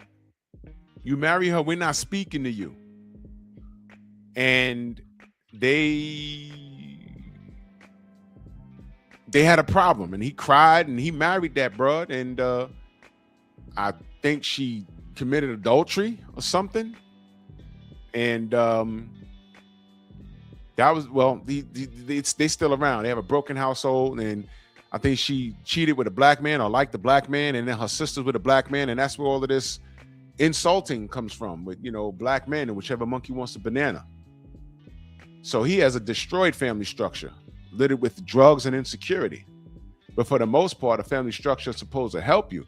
My brother, the Do Better podcast, my brother Theo Coop in the building. Go follow my brother Theo Coop. He says, yo, Drew, Unfaithful was crazy as shit. Bro, I missed it. I fell asleep. I was going to hop on the Discord with you. Bro, didn't I tell you that movie's messed up?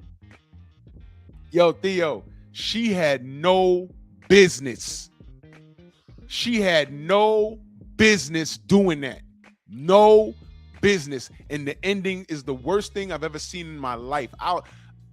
I've never been so aggravated at an ending since watching Roots. Because you know how it ends.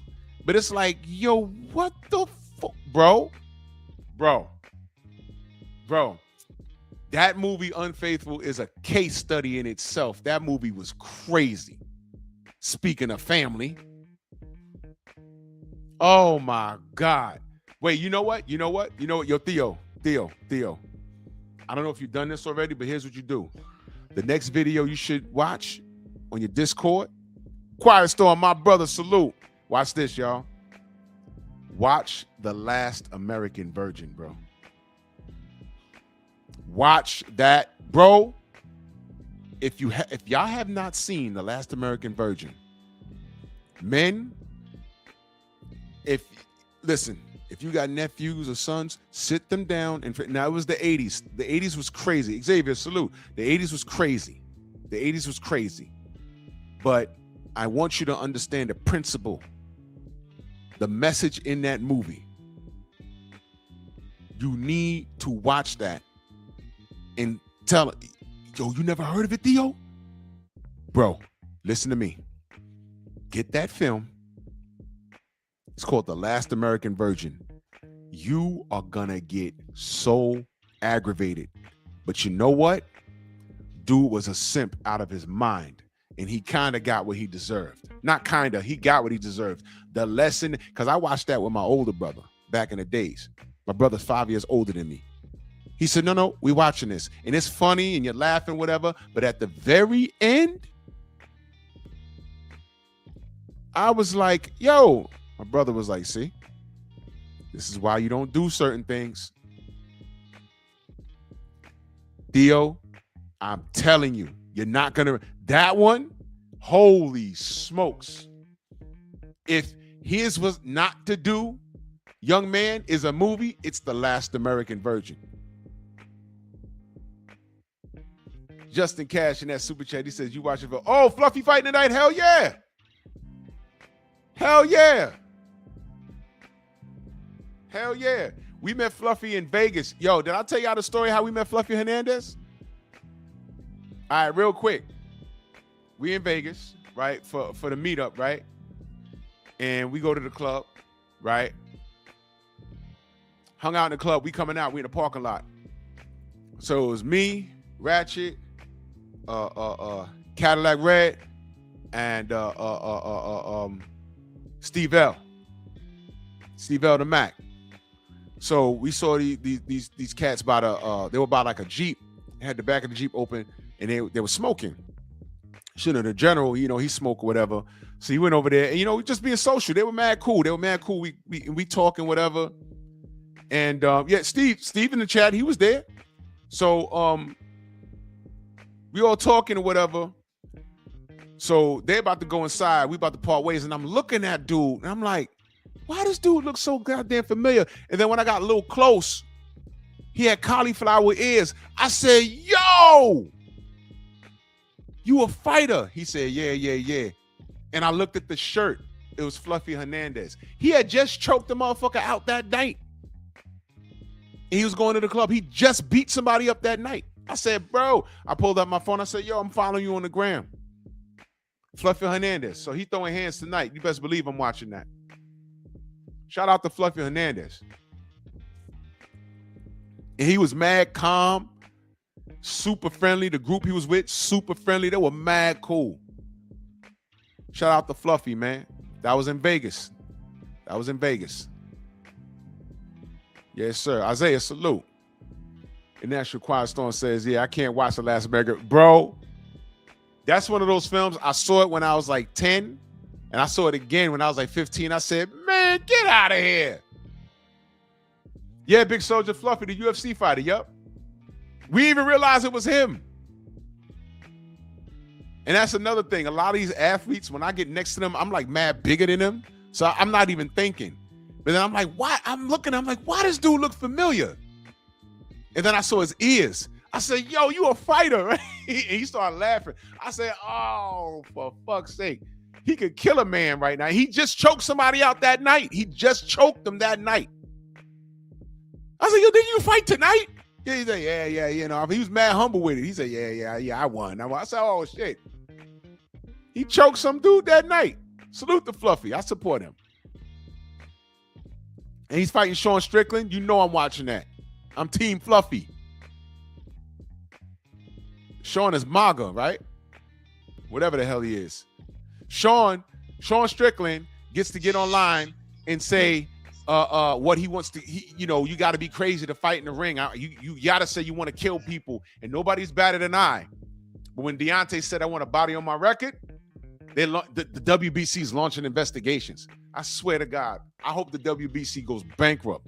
I hope they go so far in the red, it's burgundy. I hate these guys, man. Wait, you like Zuffa boxing? Say again. You like Zuffa boxing? I love Zuffa boxing. You like their belt? I love Zuffa belt. Yeah, that Zuffa belt's awesome. That belt looks terrible. But I love what it represents. What does it represent? Freedom. Zuffa boxing represents freedom? Yep. Explain. It's anti-establishment, and I fucks with that. But Dana White owns it. He is the establishment. Terrific. He's literally the definition of an establishment. Is he? Yeah, because everything. What is the WBC? Their sanctioning body. And what do they do? They sanction fights for their belts. What is a franchise status?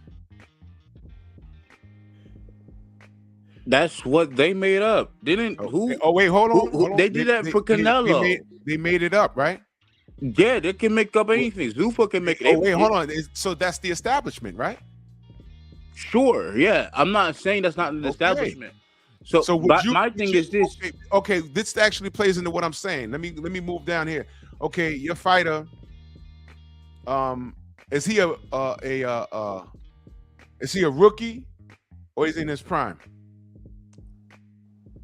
Like he's starting out. He's a rookie. Okay, what's his net worth? Probably $1,000.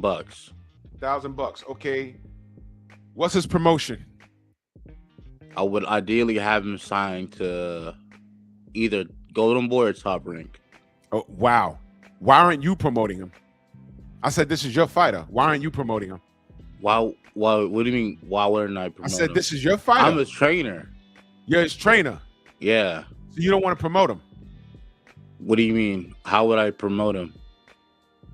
How would you train him? I know how I would promote him, but like, what do you mean? Oh, okay. So if you know how you would promote him, Prez, why aren't you promoting him?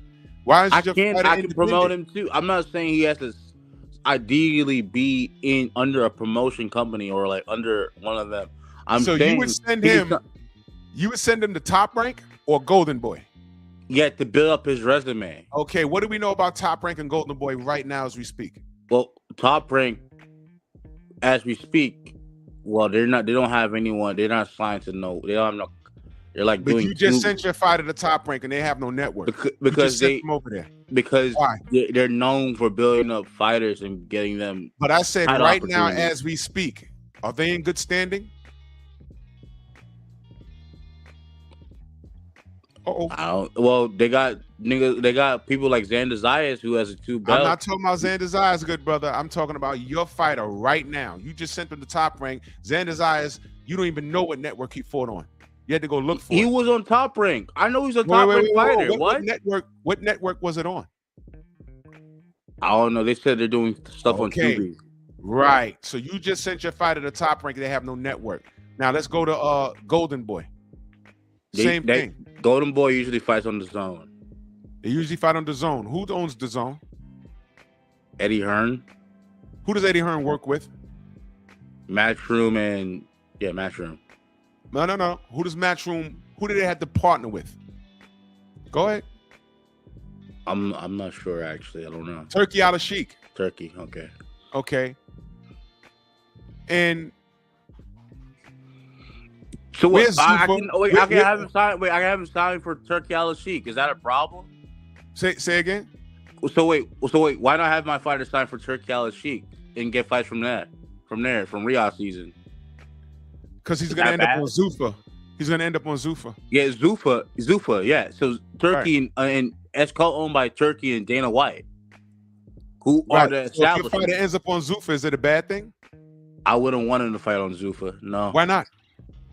Because that belt means nothing. The belt means no. Well, the WBC belt means nothing. They devalue it every day. The belts. So I've been saying the belts don't matter. I'm saying the ring belt. Okay, so the ring belt is what I want him to have. That's the one that counts. All right, but Turkey Al-Sheikh is working hand in hand with Dana White and Zuffa. So what do you think happens with all the fighters that are fighting with Zuffa? Okay, what value does that belt have currently right now? If I win, It has more if my value fighter than the wins the Zuffa WBC belt, title. huh? It has more value than the WBC title. I'm gonna tell you that No, right it doesn't. now. Not Yes, not it does. currently. No. Oh, it doesn't. It doesn't. Wait a minute. They stripped Bud Crawford for what? For not paying stationing fees. Correct. They stripped Shakur for what? For not paying stationing fees. Do you watch those belts or do you watch Shakur and Bud? Without those belts, what would they be? It don't matter. He beat If Canelo. they I didn't don't win care those what belt belts, he where had. would they be? It don't matter. They beat. If he Tank beat Davis Canelo. didn't win that IBF belt, super belt, where would he be? Who say what? Who say who? Tank Davis. If he didn't win that IBF super belt against Pedraja, would he have blown up like the way he would have? No. Right. And No. The belts right. do matter at a blew up. certain Oh, point. wait. You said Tank Davis. I'm glad you brought that up. The Pedraza fight that he called a setup. Yeah, because it was a setup. It was. Did he win? It was. Did he win? He won, but look Okay, so it's look part at of his legacy, right? it. For sure, it was the what do you call so it? what exactly are we talking about? No. I'm talking about the belts matter to a certain extent, but they don't matter. No, either they matter. It's not to a certain extent. Either they matter or they don't. And I'm telling you, these sanctioning bodies made it a habit of devaluing their own work. Tonight, Ryan Garcia leapfrogged 20 fighters all the way into a title shot coming off of a loss. And Ryan's never been a champion. He's a what? He's never been a champion, right? Right. So why would you? So the belts don't matter then. Like, how can it? Why would you want your fighter to be in those rankings when they do things like that? Because I know if he wins a belt, he will get stardom, or at least. Wait, hold on. Adji Kabiel right now is an interim champion. He's supposed to be fighting Alexander Usyk. Mauricio Simian just told Chris Mannix that he's happy to have that belt. Everyone disagrees. Even Adji Kabiel disagrees. The way that's set up, Adji might not get Usyk for another 2 years. And what's to say Usyk don't retire in 2 years? He's not going to get a shot unless Usyk says yes. He's not going to get a shot. But that's how the politics is set up. Please explain to me how that's normal to you. I never said it was normal. Do you think I agree? Abnormal. So if it's not normal, it's abnormal. So talk to me again about Zuffa, because Zuffa will be abnormal too. It's not that belt means. So you want boxing to be ran like the UFC? Yes. No. Yes. That's you know why? You know why? Because if I had a fighter, and this is all relevant to my conversation today, if I had a fighter and I worked that fighter in the WBC rankings and he got all the way up to number 4, and then he's leapfrogged by Ryan Garcia because that's just what they wanted to do, I'm pulling my fight out their rankings. Because what am I there for? Ryan Garcia, unfortunately, like boxing is like capitalism, right? It's kind of crazy. Like Ryan has more clout. It's wrong. So you agree. I don't Prez, agree. shut the fuck up, you dumb motherfucker. Prez, you're so fucking dumb, dude. Shut the fuck up, bro. Shut the fuck up, motherfucker. I'll beat the shit out of you, I'll dude. beat the fuck out you, nigga. You never fought before, bitch ass nigga. I'll fucking kill you, You don't motherfucker. do shit. Look how you sound, nigga. Stop.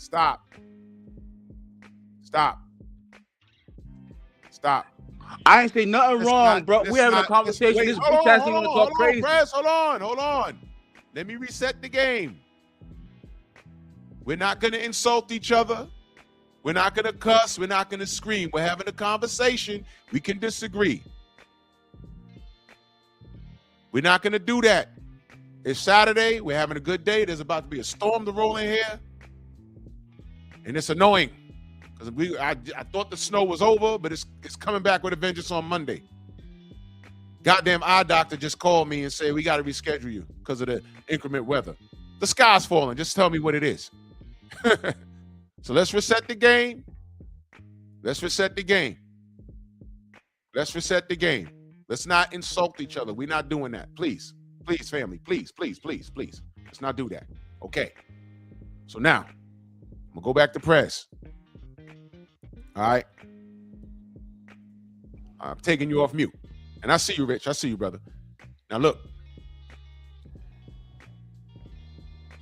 I don't have a problem with Dana White running things because boxing over the last 25 years has shown me that it is incapable of running a fair business practice. Willie Lowe in the building, Bomb Squad. They are incapable of running a fair business practice. And every time I turned around, I've been hit with so many examples of it. So the reason why I don't have a problem with Dana White coming in and Turkey Al-Sheikh coming and doing what they do is because boxing needs to be shaken up. There needs to be one face, one name. Like speaking of Bomb Squad, one face, one name, and they made fun of him. Okay, all these you have 4 belts and you got to pay all these sanctioning fees when the ring belt is free. And plus, everybody's over there and fighting for their position while making money and fighting their opposition. You didn't get that with 4 sanctioning bodies and 3 different companies and this side of the street, that side of the street. I'm tired of that. You go over there and get your bread with Zuffa. If you're ranked number 3, you're fighting number 4. If you're ranked number 1, you're fighting number 2. If you're mandatory, you're getting a title shot. That's it. But look how Dana did Francis Ngannou. Look how that happened, right? He got treated poorly by that. He wanted more money, and he deserved it. He was a number 1 ranked guy, and he wanted to fight John Jones. John Jones kept ducking that dude. Dana never pushed the issue. Hey, Prez, I need you to listen to me when I say this. I don't care. But I'm telling you, but he runs Zuffa boxing. I don't care. I don't care. Do you understand? When Turkey came into the business, you know what my position was? What was it? If boxing was doing what it was supposed to do, Turkey wouldn't have had anything to do, which is why he came in with all this money and grabbed up all the fighters. Do you understand? We never, if there was no Turkey, we'd have never got Bivol versus Beterbiev. We're going on fight number 3, for Christ's sake. He came in and made that shit happen. Yeah, because Mauricio Sulaiman was being weird and saying that Russia was doing all. It wasn't only that. It was the IBF too. Everybody was being weird. The old way of doing things is gone. Boxing has been a popularity contest. With Zuffa, you got to fight for your position. They don't care how but the UFC's always been a popularity contest, and that guy runs it, right? Who's been a popularity? Hold on. What do you mean? What? Give me an example. So does Dana? Sorry, the UFC controls the most elite talent and the rankings, right? Don't they? You mean to tell me that the champions never fought their mandatories?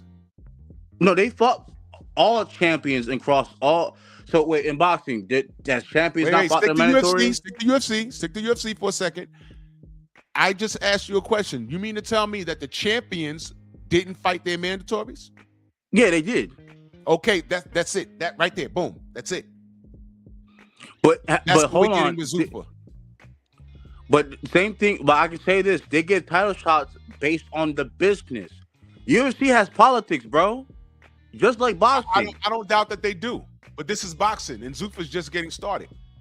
And if Zuffa starts fucking up, you think I'm not going to talk about it? No, I know you will. I hope you will. So if you know I will. So what is the problem? Why are you so resistant to change? Because I don't like how Dana White is coming into the sport of boxing. I don't like the WBA being racist. I don't like the WBC being racist and political. I don't like the IBF not being more boisterous, and I don't like the WBO being ran by Bob Arum because I didn't get none of the fights I wanted. I didn't get none of the fights that boxing deserves. So what's the difference? So you want more corruption? Is that what I'm hearing? Like you don't care? Hey, Drew, can I ask what do you mean more corruption? You don't think the UFC is not a corrupt league? How Dana has been running? Well, is boxing corrupt? Is Bob Arum corrupt? Yes or no? Yeah, so I'm just saying it's more corruption being added. Is Eddie Hearn corrupt? Yes or no? I said yes. Okay, so the boxing is corrupt. So now you got a new big boy in town with real money.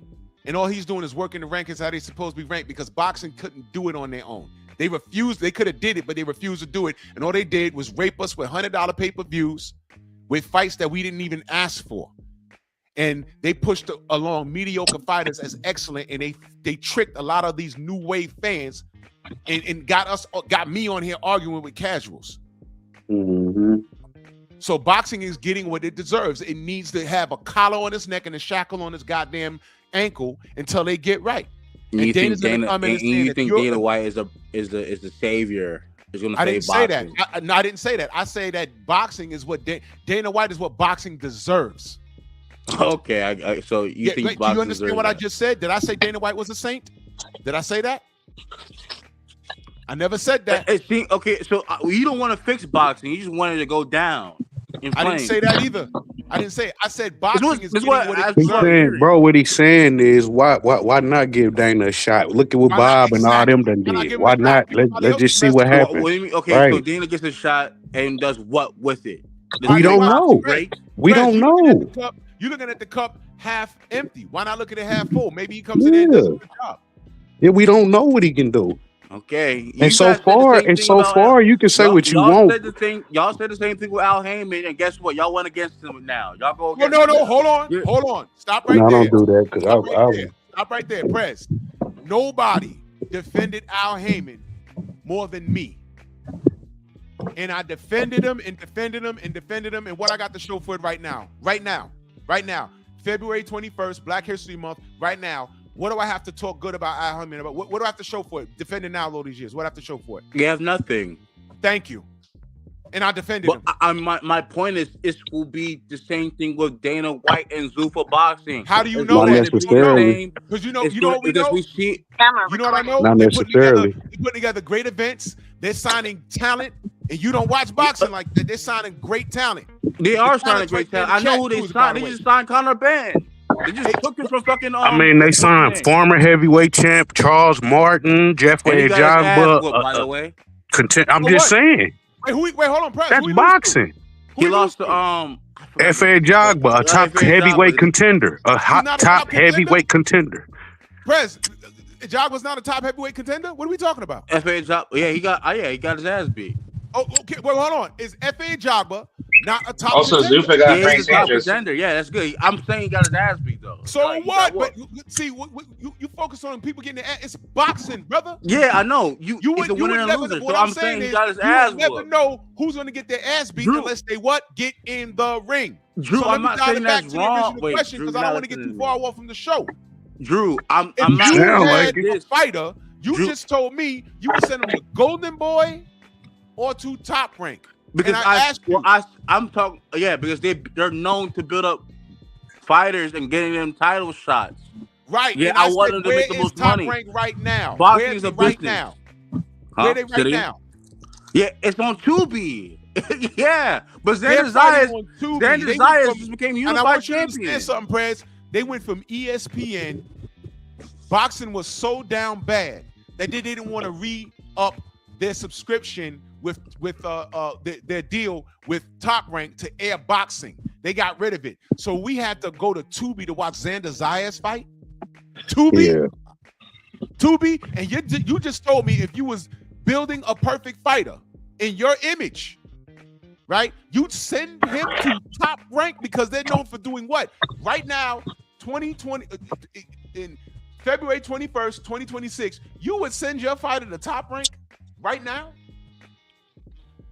They're putting on good fights for the prospects. So, yeah, I mean, that's what I'm saying. And then you said Golden Boy, who said they're now fusing with Al Heyman. And Al Heyman just gave Floyd Mayweather $130 million because he owed him. So the PBC's a sinking ship. Top Rank is a sinking ship. And you just said that you send your fighters there? Hey, Drew, the crazy part, PBC was built off Golden Boy. They took half Golden Boy roster. They sure did. And how's that working out for them now? And guess what Zuffa Boxing's doing? They're taking people from Matchroom. They sure are. They're taking, but these are decent fighters. These are good fighters. Jose Valenzuela is a former champion. Wait. Did PBC not take good fighters from Golden Boy? What? Right. So what's Golden Boy doing right now, Brent? What's Golden Boy doing right now? No, the problem with the PBC was they didn't want to make the fights. They didn't want to give everybody a chance. Remember, they was playing the size of the street thing and all of that. Zuffa not doing that.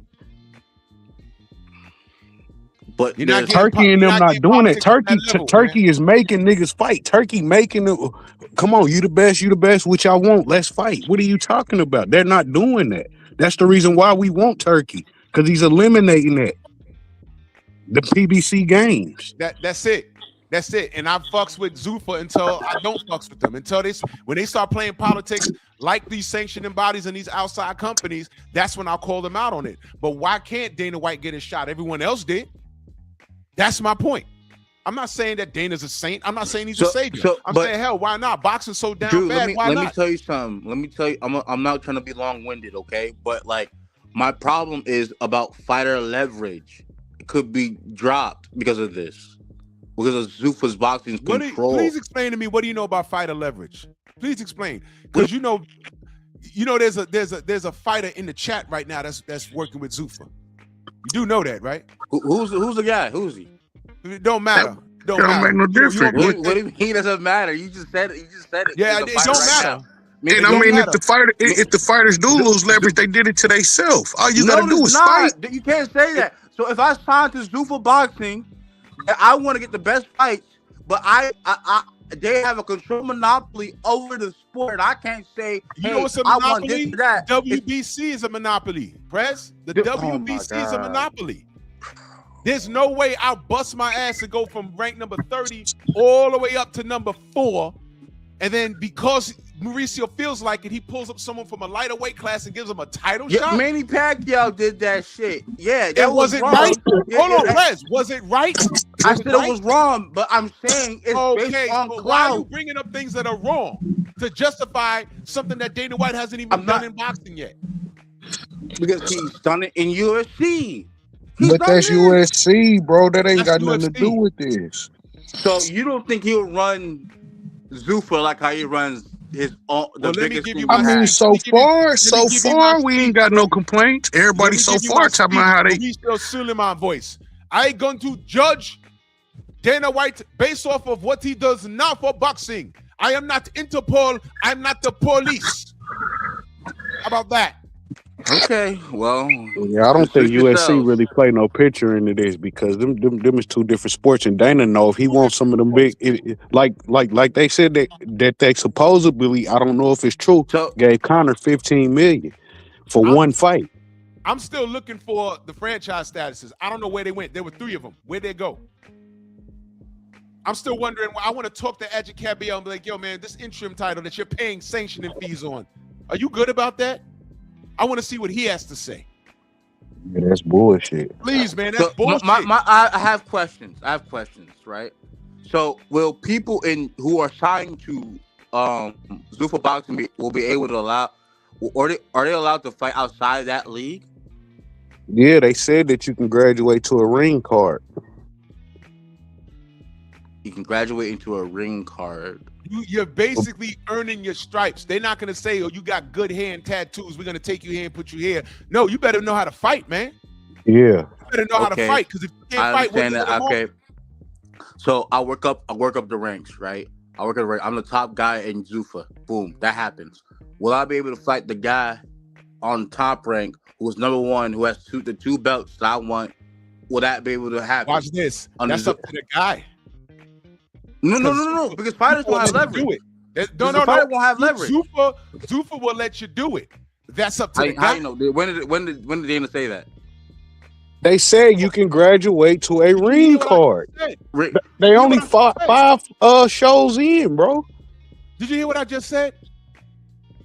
It's normally up to those sanctioning bodies. Now, here's why I don't trust it. You said you would take your perfectly made fighter and Golden Boy as an option. What is Oscar De La Hoya doing with Ortiz and Boots right now? Well, he I don't know. He's trying to stop the fight, right? What do you mean you don't know? You know, because you know what we know. He did stop the fight. He filed a restraining order. You just said you would send your fighter over there to fishnets? Because he's good building fighters. Tell me what he's good at. Building fighters. He's built Virgil Ortiz. Do you know that if he's good at building fighters, did he build Deontay Wilder? Because you know Deontay Wilder was over at Golden Boy for a second, right? Yep. Did he build him? Technically, yeah. Yeah, he kind of did. What fight? Name the fight. Well, Deontay Wilder had 30 fights that we don't know about. When was he at Golden Boy Press? When was he there? During like the mid Tell me the fight 2010. he had in the Golden Boy, please, bro. Please stop. You said he was on the You Golden don't Boy. know. You don't know until I just told you just now. But you're gonna say that he helped build Deontay? You didn't even know which fight that was. But we don't know half of Wilder's first 30 fights. What I'm telling you is Deontay didn't need Golden Boy. Deontay is Deontay. That's Deontay didn't need a promotion. Now, so did Deontay need PBC? Yes or no? You told me. Did Deontay Wilder need PBC? You told me that you would take a fighter that you built, and Golden Boy and Top Rank are the options, and I'm like, what? Golden Boy? How is Top Rank a bad option for a fighter, a prospect? Look at Emmanuel Vargas. You thinking that this is 6 years ago? That's your problem. This is not 6 years ago. This is today. And when the last time Vargas had a fight? Options. These are not options. What you might want to do, since you're into money, right? What you might want to do is send your fighter to Zuffa. That's where the money is. That's where the competition is. I'm not sending my fighter to Zuffa. I rather send him to the zone. You know why, I rather send him to the zone than Zuffa boxing. You're afraid of competition. It's not about competition. Yes, it is. I'm not afraid of competition. Okay, great. So if your fighter has 5 it's about his free leverage, the money he can get from the fights he has. Will he be able to? So there's money in Golden Boy. But when you a prospect, listen, when you a prospect, you ain't getting with 10, 20,000 starting off the fight. I just asked you, Prez, what is your fighter's net worth? You said $1,000. Yeah, and he builds it up with a good promotional company, like Top Rank. Right. Bob Arum has built fighters. How is Oscar promoting Ortiz? I'm talking about Bob Arum. Promoting Ortiz right now as we speak. He built him up to the point he's about to fight Boots. All right, great. About? So why is he not letting the Boots fight happen right now? Aren't they about to sign a contract? Is he getting no? He's Yes. Right. There literally no. You're so dense, dude. Negotiations right now as we speak. He stopped the fight. He didn't stop the fight. Are you listening? He tried to. No. He tried to stop the fight. He stopped it. He went to court, got a restraining order. There's no longer negotiations. He stopped it. And by the way, why would you side with a promoter that is stopping probably the most important fight of your career thus far? Why would you side with a promoter for that? Why would you do that? Hello, Prez. I don't think Prez even know about Bob Arum NBF. I can hear y'all. Hello. All right, I gotta come back. You hear me, Drew? Yeah, say it again, bro. I don't think Prez know about Bob Arum NBF rule that he put on his Latin fighters and Europe fighters. I said it a million times. This kid don't listen. I've said it almost. If there's 5 days, 6 days in a week I'm live, I might have mentioned that. I mentioned how Top Rank was invaded by the FBI. I mentioned how here you go. I've mentioned how Top Rank was invaded by the FBI. I've mentioned how they have a no black fighter rule. No black fighter. They have no network now. I've mentioned all of that, how the WBO fighters are now trying to gravitate towards Zuffa for self-preservation because Top Rank is almost done. And now you got Golden Boy talking about we're using Al Heyman. Listen, man, I mentioned that. So if you're promoting a fight, and I get that that's wrong on them, right? All that. But did Bud Crawford become undisputed under Top Rank? Yes or no? What do you mean? Yeah. Did Bud become undisputed at 140 under Top Rank? Yes or no? I'm glad you mentioned that. I'm glad you mentioned that. Bob Arum helped him get to that point. I'm glad you mentioned that, Prez. I got a question for you because he did, but I got a question for you. What did Bob Arum say about Bud? Yeah, they went under the lawsuit he had because of the racist. Did Bob Arum not stop the Manny Pacquiao fight for Bud? Yeah, Yeah, he because said he he said ruined he Manny. was a duck because he said Manny's a nice guy. Yeah, No, Okay, he I said remember that. yeah, Bud will ruin Manny. That's what he said. so you would take your black fighter and send him to Top Rank? Because I know Top Rank made a great black fighter undisputed. Yes, I No, they would. did. Oh my Yes, God, they did. bro. So wait, did Bob Before Arum not set up the PBC title done fights did for Bud? that.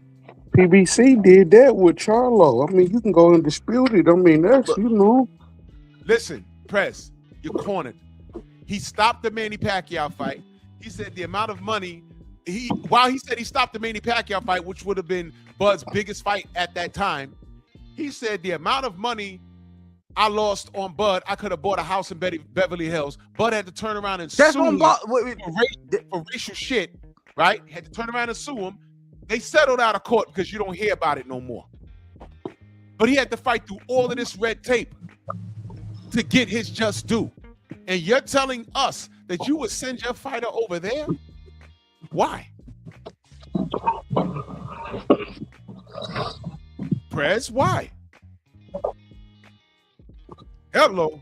I already told you why. All right. Bud became That's champion your of the Top fighter. Rank. They built him up. And your fighter will go over there, and as soon as his contract's up with you, he'd make a move. They built up Keyshawn Davis. He became a champion under Top Rank. And what did Look what happened? Davis, and what happened with Keyshawn Davis again? That was on Keyshawn Davis. That was all on it. That's on Keyshawn Davis. It was. So did he not jump? Did he not jump? Couldn't save ESPN. Oh my God! How come he couldn't save it?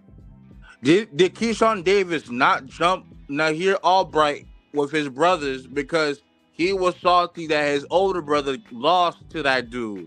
Did he not cause that disruption to his career? To all the emotion he had? He had Mike Vick coming out to his fight, Allen Iverson, all these big celebs. He was right. So remind me the next big thing. Remind me why you bringing up Keyshawn again? Because he was being built up under Bob Arum and Top Rank. Under Bob Arum, or was it Keyshawn? Did people come to see Keyshawn or Bob Arum? It's not about who. I'm saying Bob Arum built him up. That's Bob what Arum I'm built saying. him up, and then Keyshawn built himself up because he's a businessman. Yeah, he's the businessman that was under So Bob Keyshawn Arum's did what promotional company. He didn't do what Bob told him to do, right? Did Top Rank not set up his fights? Did Top Rank not elevate him as a prospect? No. Did it? No, he didn't. How? Is Bob the matchmaker or is Keyshawn the matchmaker? What do you mean talk? What do you talk about matchmaker? Top Rank was essentially Top Rank. So he if he fought under Top Rank, Top Rank will send you fighters. Hey, who you want to fight? This guy, or this guy. Keyshawn will pick. Hey, I want to fight this dude, and tell. Keyshawn will pick. Yeah, he's gonna pick the opponent he wants to fight. Or they set him with a guy they think that he can beat. Top Rank now have some of the best matchmakers in the game? Yes, they do. They're probably the best. They do? Matchmakers. Yeah, sure? they do. They do? So what do we know about the matchmaking in Top Rank? It's ideal for prospects. Are you aware of Cameron Duncan? I play it here all the time. I know you heard it. Oh my God, bro. God ain't got nothing to do with it. What does that have to do? What does that have to do with anything? Am I lying? Am I lying about the matchmaking practices in Top Rank? Am I lying? That's one anecdote. I don't care about. Wait, hold on. I don't care about what you care about. I'm asking you, Press. Am I lying? Yes or no? No. Okay, thank you. Okay, so I'm not lying. That Top Rank is racist. I'm not lying. That's been proven. Yes? You can say all of them are racist, right? They're all racist. No. Stay right here. We're talking about Top Rank. Why not as black? Why not? Wait. Guess what? Drew, we can say all of them are racist, but I'm talking about Top Rank because we're gonna get the Golden Boy in a second. Is Top Rank racist? Yes or no? Yes or no? Oh my God! Stop laughing, bro. I'm asking you a question. Yes or no? Did they not display racist practice? Yes or no? Yes, they did. Okay, great. So now let's go to Golden Boy. Did they not call Al Heyman Black Hitler? Watch out. Under the emails, that's what it said. Yeah, okay, right. So you just told me you would send your perfectly made fighter to 2 different racist companies, and you want to talk to me about Zuffa? Dana White is racist. Is he not? Prove it. Prove He's it. not racist? Prove You it. don't think he's been discriminatory? Prove it. Okay, hold on. Let me get to this article here. Because I have receipts on this dude. You better be careful. You better be careful. Give me a second. I'll give you 10.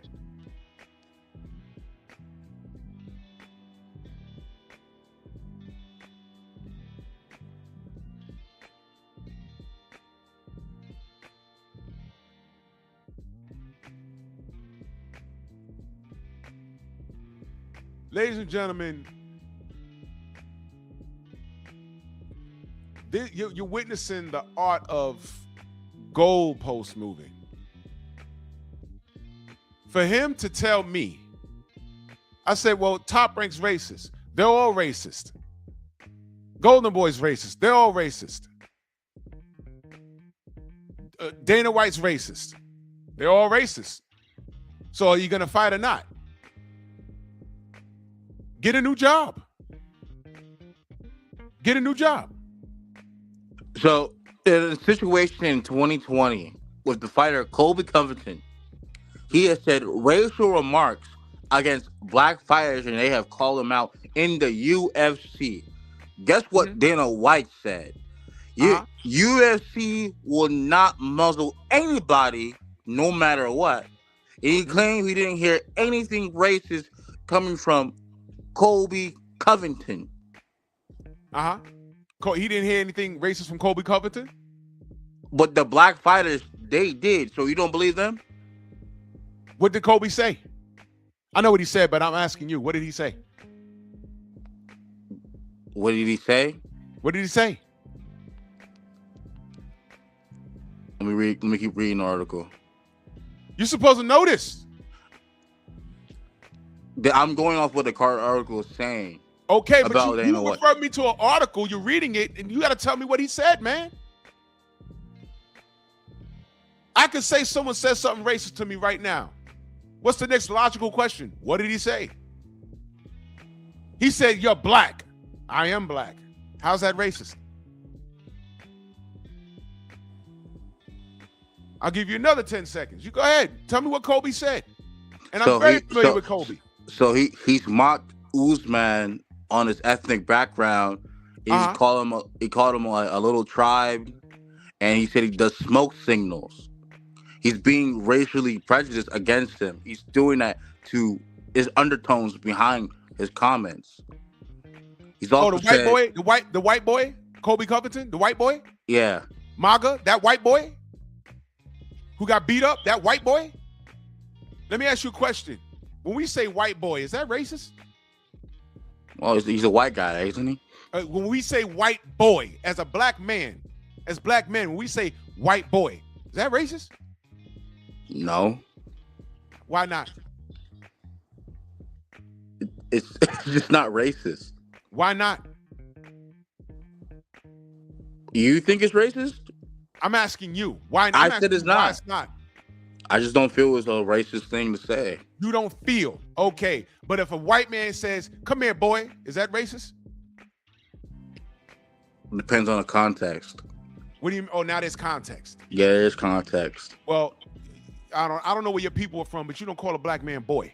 Yeah, you don't. But if you're like a little kid and you're a boy. All right, so let me ask you a question. If I jump up there and I'm about to fight an African, I just did a whole show on this last night. I'm about to fight an African, and I start saying Wakanda forever.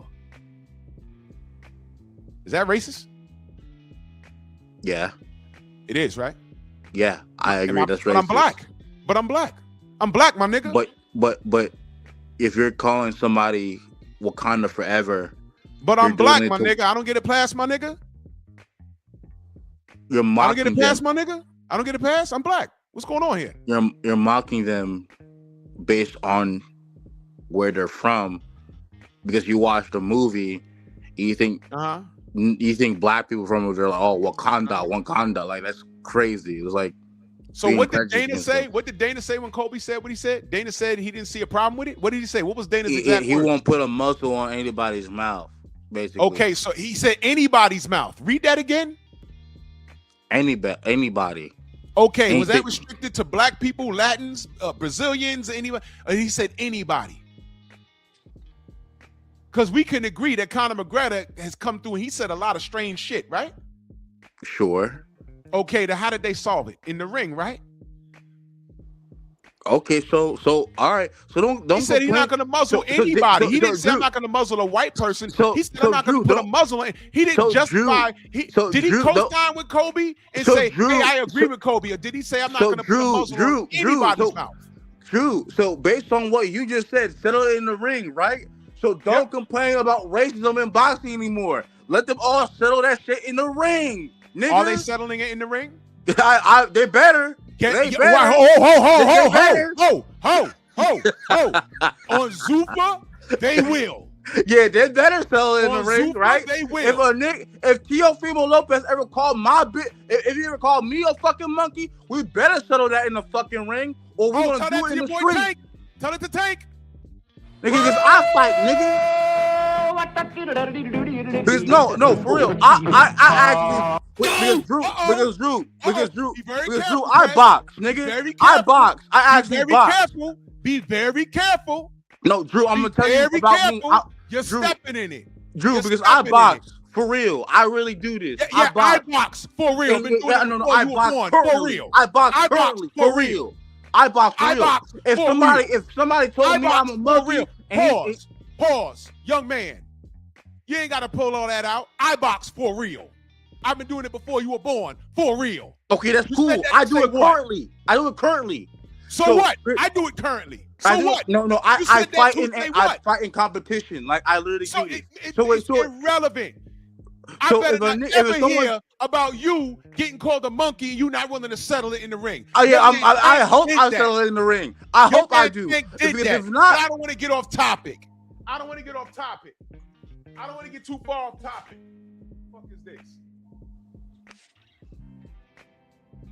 I don't want to get too far off topic. Because you know what's crazy? Ryan Garcia said all that crazy shit. All the niggas that you fuck with, all the guys that fuck with Ryan Garcia, all them, all cowards. Yeah. Keyshawn, Like Shakur, man Tank. Your man Tank. Shakur, all these guys, they went to talk to this nigga. Yeah. Oh, wait, hold on. I didn't hold anybody accountable. Yes, I did. You see, Prez, you're trying to hijack my show. I gave you a little shine, but I'm not. We're having a discussion. Everything you said, you literally killed yourself. Literally. How? The Dana White shit. Yeah, he said, let me read to you. Let me regurgitate what you just read. He said, I'm not putting a muzzle on anybody. Did he say he agreed with Kobe? He never said that. He said, I'm not going to muzzle him. And Kobe got in the ring with who? And got beat up. With who? I would have had a problem if Dana White protected Kobe like the sport of boxing does Ryan Garcia. That's when I would have had a problem. If Kobe said all that dumb shit, and then when it came time for him to fight a black person, and then Dana start moving him around, then I'd call that out. Dana didn't do that. He said he want to talk that shit. I'm not going to muzzle anybody. He didn't say, I agree with Kobe. He said, I'm not going to muzzle anybody. So some black person could come up there and be like, oh, yeah, well, you know, I beat white boys all day.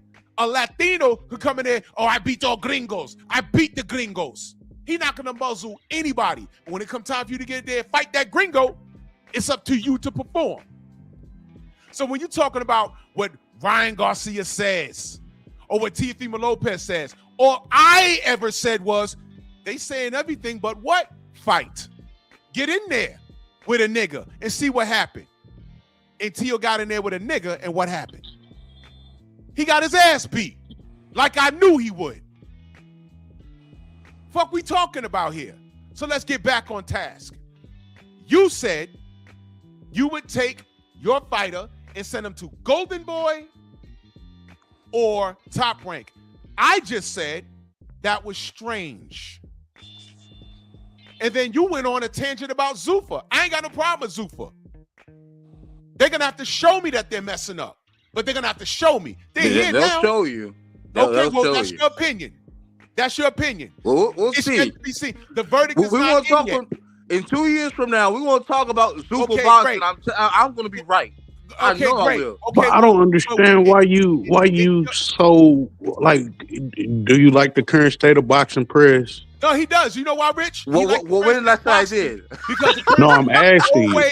the old way of boxing, fighters like Tank were eating off of that. They were A lot of fighters are eating off of the old ways. Yeah, exactly. So, wait. Hold on. You know why? Drew. Was Deontay Wilder? The old way is fucked off. The old way is fucked off. The old way is fucked off because now you have to perform. And I knew Tank wasn't that dude when Turkey said, I got 50 million. Was Deontay Wilder not performing off the old ways of boxing? Give me 3 Ferraris. Was Deontay Wilder not benefiting off the old ways of boxing when he won his WBC belt? All right, but Prez, was Deontay Wilder not pressing to fight the best heavyweights? Was he not pressing for the AJ fight? Was he not? Fights that we didn't know who he fought. Everybody get build up fights. Everybody get build up fights. You didn't know who he fought. And everybody get build up fights. Watch this. He was trying to fight the best in his division. And Drew, please answer my question. Americans like you clowned him. He was trying to. I never clowned Wilder. What? He was trying to go undisputed. But Prez, was Deontay not trying to go undisputed? Yes. But wait, let me say something real quick. Who stopped it? I want to ask you a question. Who stopped it, Prez? Boxing. I had a question, Drew. Please answer. Who stopped it? No, you said he was benefiting off of the old regime. He did not. He did not.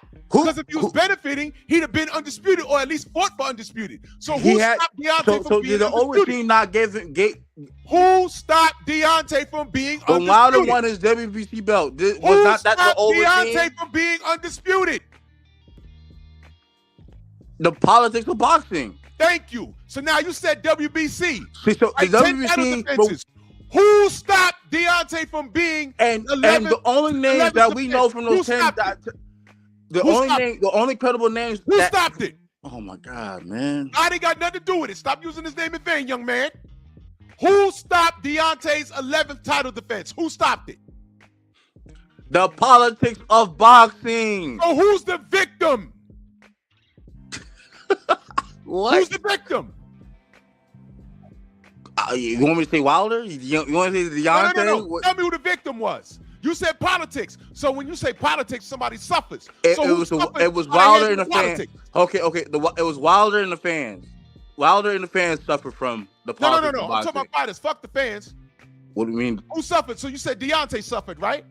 Yeah, I said Wilder. Yeah, sure. Okay, right. So tell me again why you're so comfortable with the old regime. I'm not okay with the old regime. I'm so saying why that you so resistant to the new regime? You're saying that Tank Davis benefited off like Deontay Wilder did not benefit off the old regime. Wilder was pushing for the big fights. Tank didn't want the big fight. Let me finish my point. Tank never fought the best. Stop. Wilder didn't fight the best. Tank never fought the best. Stop the bullshit. Wilder never fought the best. This is why. Who did he fight for his first 30 fights? This is why I'm having a conversation this morning. Who was Tank's first 15 fights? Drew Titan. Who was Wilder's first? Who was Tank's first 15 fights? Who was Tank's first 20 fights? Exactly. Okay. Tank's first 15 fights. I guarantee you, he fought harder competition his first. No, he didn't, bro. No, he didn't. We don't know who was Wilder's first 30 fights. Hold on. Bro, he fought bums. His first, some of his first 5-6 fights was 4 rounders, Prez. You just talking. Stop. Prez. Name Mike Tyson's first 15 fights. Name them.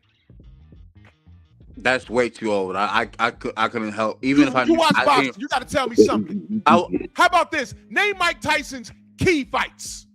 So okay, his key fights when he became the youngest. Name them all. He has a long career. Name them.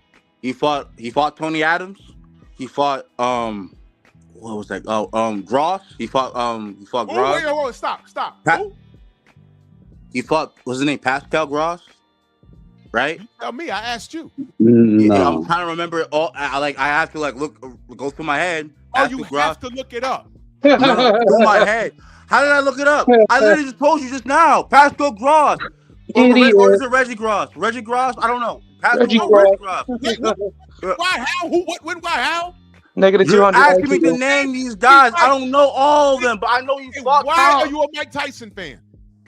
He Why? fought that Cuban dude. I forgot his name. The He fought. Cuban Can I dude. name him? Who Can the I fuck name is him? this Cuban His dude, key motherfucker? fights was Oh, What do you Larry mean? Who the fuck Holmes. he was? He was an His Olympic. He key was an fight. Olympic Listen, finalist. listen, What are you listen, talking listen, about, listen. nigga? His key Man, fight shut the was fuck up, Larry you Shut the Holmes. pussy. fuck up, bitch. I'll You beat the been His fuck key talking to out me of you, crazy the whole pussy time, ass. bitch ass. Continue.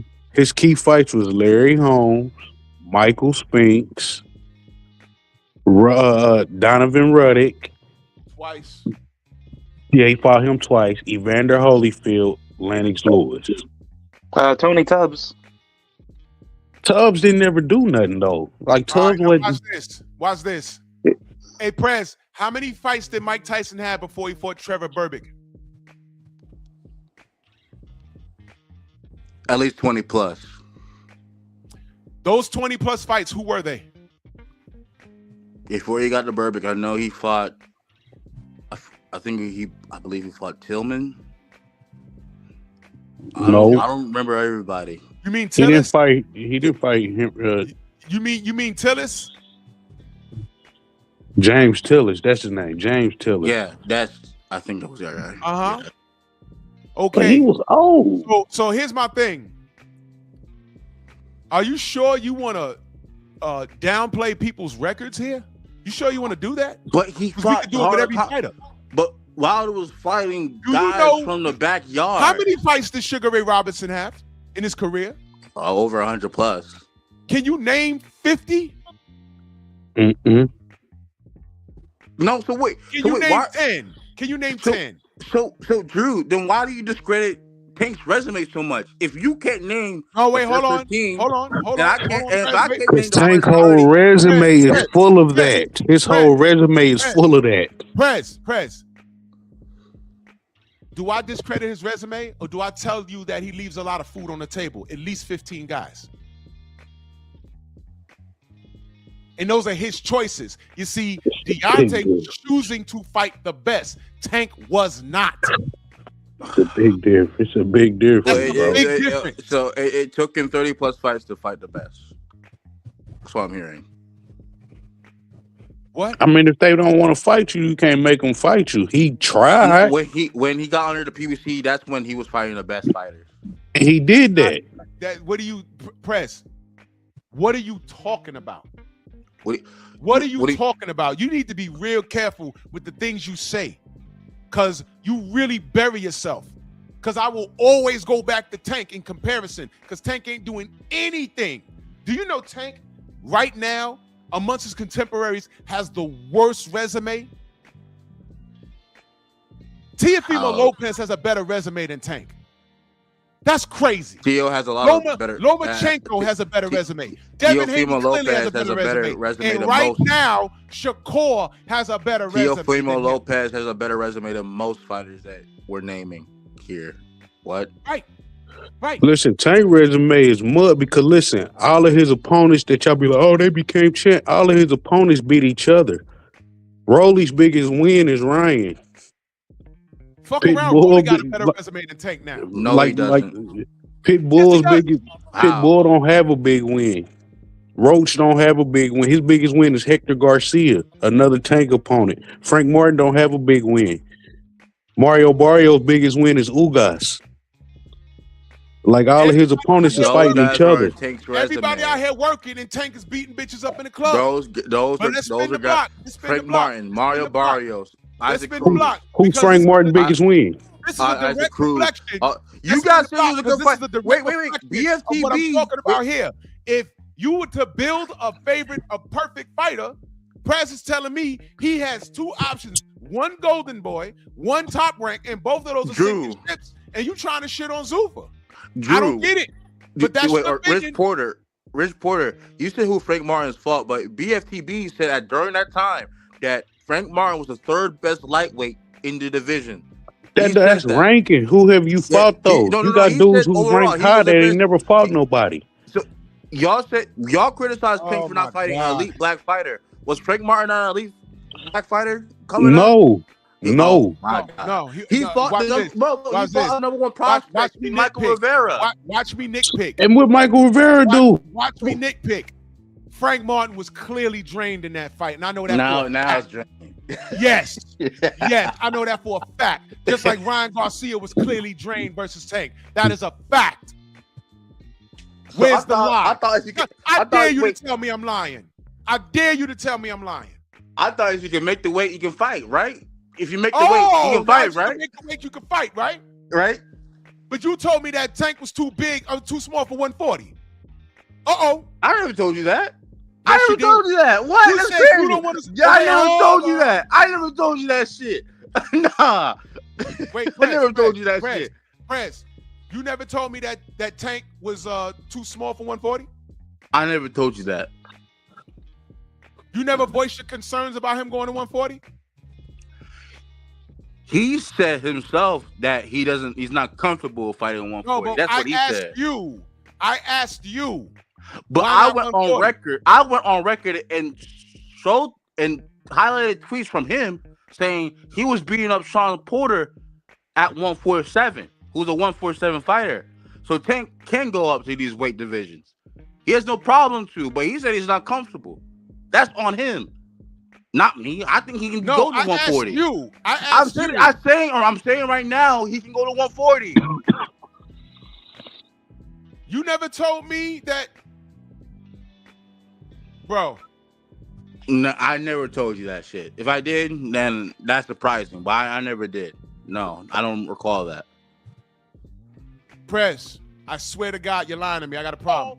Yeah, play the video. Yeah, play that one. For 140. You can't do that. That just shows how great Tank is. What? Okay, so he's great. So what do you want to see him do at 140?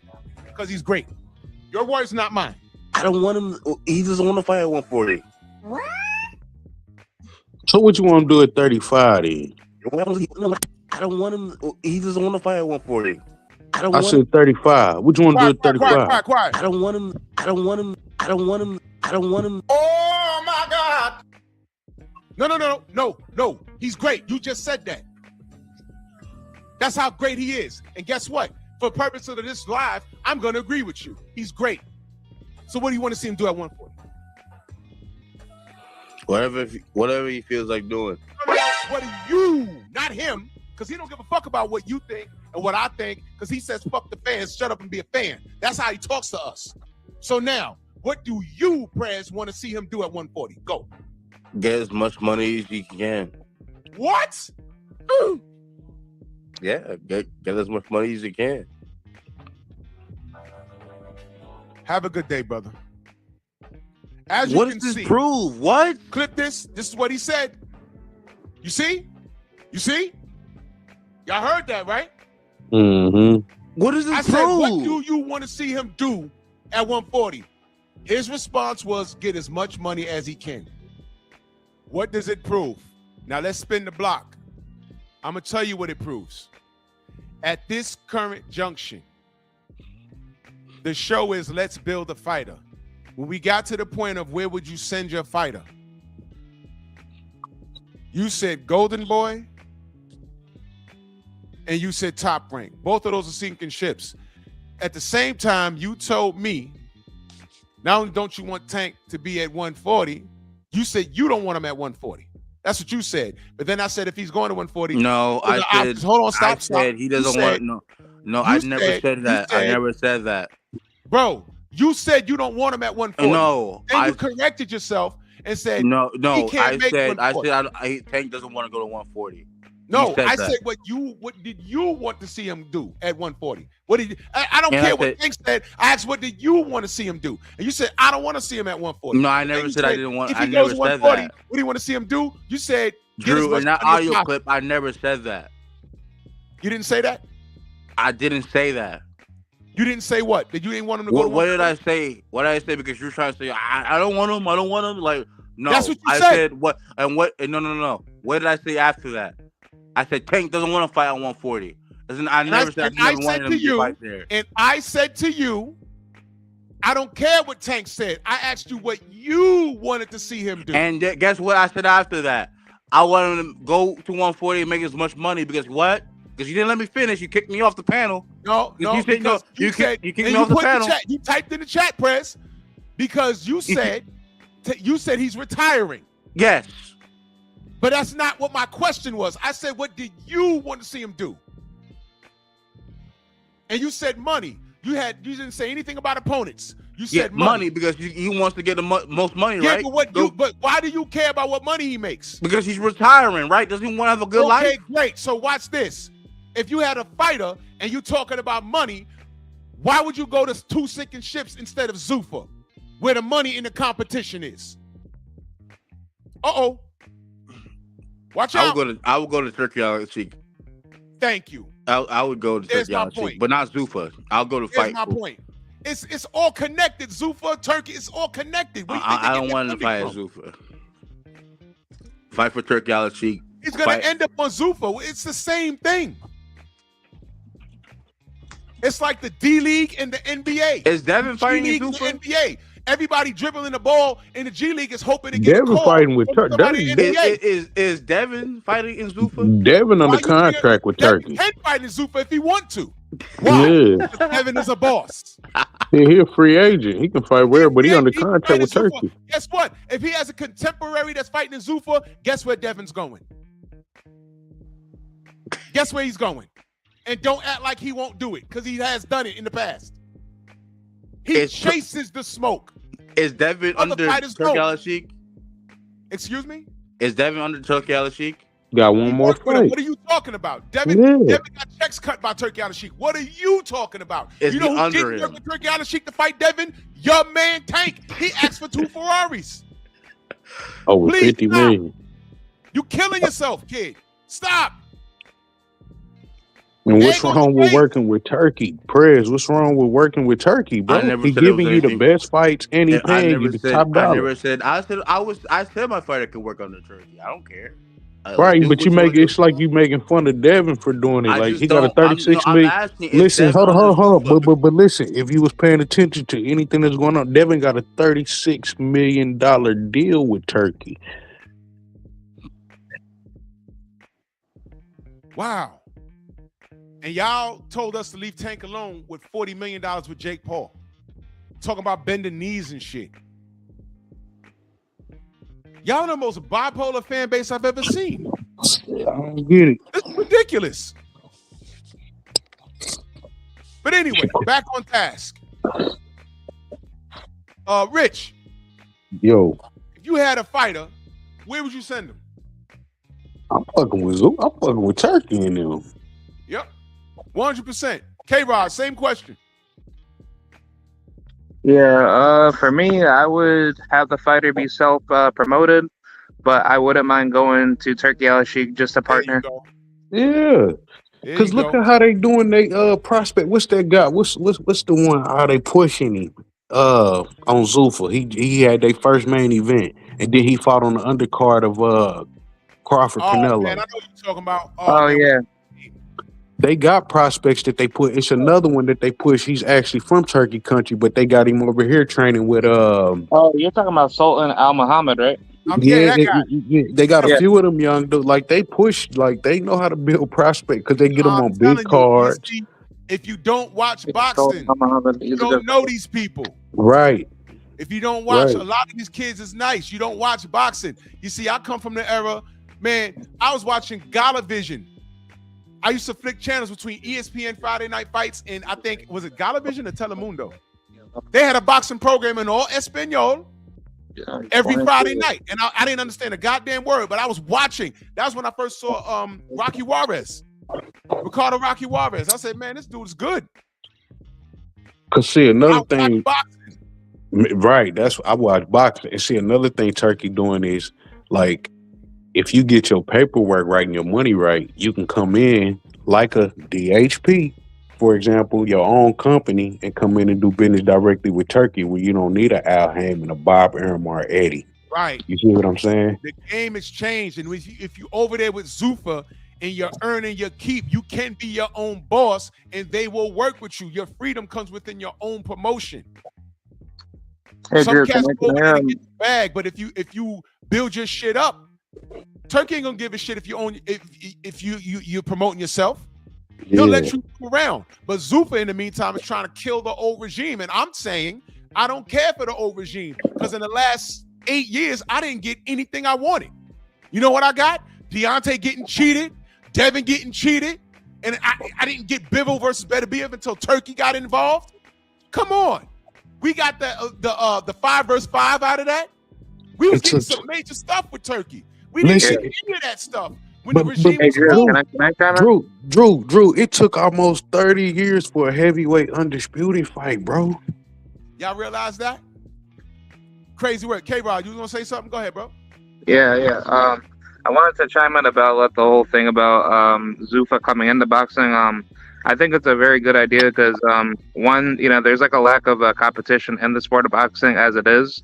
So, as you have the sanction bodies, screwing all these fighters over for centuries, it's kind of bad for the fighter to not have any, means to control their career. Because if, a fighter like Aji Kabiel having to wait for his title shot and having to pay sanction bodies just to, be in line and be screwed over. Thank you. Yeah. That's not right. Yeah. He's paying money on a belt, but he's supposed to be fighting Usyk, but he's paying money to babysit a belt.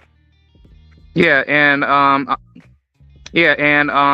top of that, there's no guarantee that you'll get the title shot at all. So therefore, why should you have to be screwed over like that when boxing should be set up where if you are number one, you should go directly to the champion, and it should be a sequential thing where the number one fights the champion, and then everybody under you should fight each other. So therefore, that brings validity to the rankings. And on top of that, you shouldn't have to be paying sanction fees at all. Like compared to other sports like the NBA, NFL, when you win a championship, they pay you. So it's like for boxing, why can't boxing be like that? So isn't Turkey Al-Sheikh giving out additional paydays if you knock somebody out? Yeah, like $50,000 on top of it. You get a knockout, or if you get knocked out of the night, he's loading your bank account, man. These fighters are actually working for their keep now. Gone are the days where you get to sit back and because you're from a certain city and you look a certain way, you getting all this promotion, but you're not doing anything. You got a contemporary here, a contemporary there. You got at least 5 contemporaries, and you ain't got to fight them because your fan base just wants to see you in there with anybody beating up people, and it's not the people you want to fight. Well, I don't expect a casual to understand what a contemporary is, but me, I'm watching it like, all right, man, yo, can you fight the people you're supposed to fight? And it's like going against the grain. So I appreciate Riyadh season because those days are gone now. Those days are gone. They don't care how greasy your hair is. They don't care how many tattoos you got. Fight. Turkey Al-Sheikh went to Tank and said, I got 50 grand for you and Devin to split. Come down and fight. And Tank said no. He said no. It was with that move right there. I said, okay, it's official. This boy's scared. There was no excuse. There was no excuse. He says, oh, well, that's his boy. Man, Devin done went to Australia 2 times against our better judgment. And he won undisputed and defended it. Tank can't go to Saudi? What are we talking about? Oh, well, he's going to get robbed of the cards. I thought that Tank knocks him out. Right. All I said was, let's see the fight. That's all I said. He could, but let's just see it. And all of this resistance. This is why I appreciate Turkey. Is he perfect? No. I already know Dana's background, but I'm saying boxing been fucked up, so why not give him a shot? It's already fucked up. Do y'all understand what Deontay Wilder went through? 10 title defenses, and then all the niggas could say is, oh, well, he ain't fight nobody. He was trying to fight the best, and all y'all did was clown him and avoid him. One of the best, he fought King Kong Ortiz. That wasn't his responsibility, but he did it, and then he did it again against our better judgment. I said, man, he ain't got to do that shit. Even Evander Holyfield said, man, he ain't got to do that shit again, but Deontay's like that because AJ's not like that. And King Kong was the only one willing to fucking fight the man. That's right. He was the only King Kong was supposed to fight Anthony Joshua. He was supposed to be his IBF mandatory. That was his mandatory. It was his responsibility. And Eddie Hearn signed him to shelve him. That's what he did. That's what he did. So I don't want to hear shit about no Deontay Wilder and 30 nobodies he fought. Fuck that. He was trying to fight everybody. He was always underweight. And all he had was a right hand, right? But he was trying to get shit done. Y'all don't like giving fighters no effort, no E for effort, unless it's a guy you blow. Or somebody they don't like because listen, like the disrespect for Adrian Broner when they be trying to do that. Broner got a way better career than Tank and is way better than Tank. Because Yeah, why? absolutely he does. When Broner was at 30, 35, he was calling out everybody. Mikey Garcia was ducking him for years. All of them cats. He had to move up to 47 just to get some real work. Like Man, don't do that. Like, come man, on. Like, AB got thumped in the Maidana fight because I think his gloves was loaded, but again, we can't prove it. We didn't know shit until Floyd got in there and he was like, ain't no pattern in these gloves. And then Robert Garcia said, those are the same ones we used in the Broner fight. I said, oh. We gonna go past that? Y'all heard that shit? I remember, and that's when And Floyd told him. That's when Floyd told them. That's when Floyd said. Yeah, Wilder got cheated in the first fight. Yeah, that's when like, Floyd. Yeah, that's when Floyd told Robert Garcia, all put three him in the fights. same shit as me, or we ain't fighting. Wilder got cheated in all 3 fights. Let's get it right.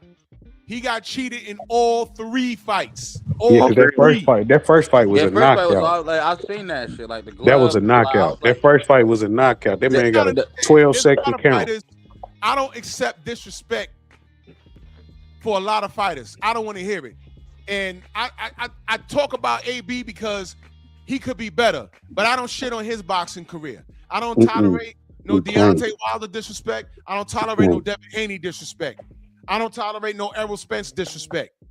I'm not going to do that. These guys was actively trying to get shit done.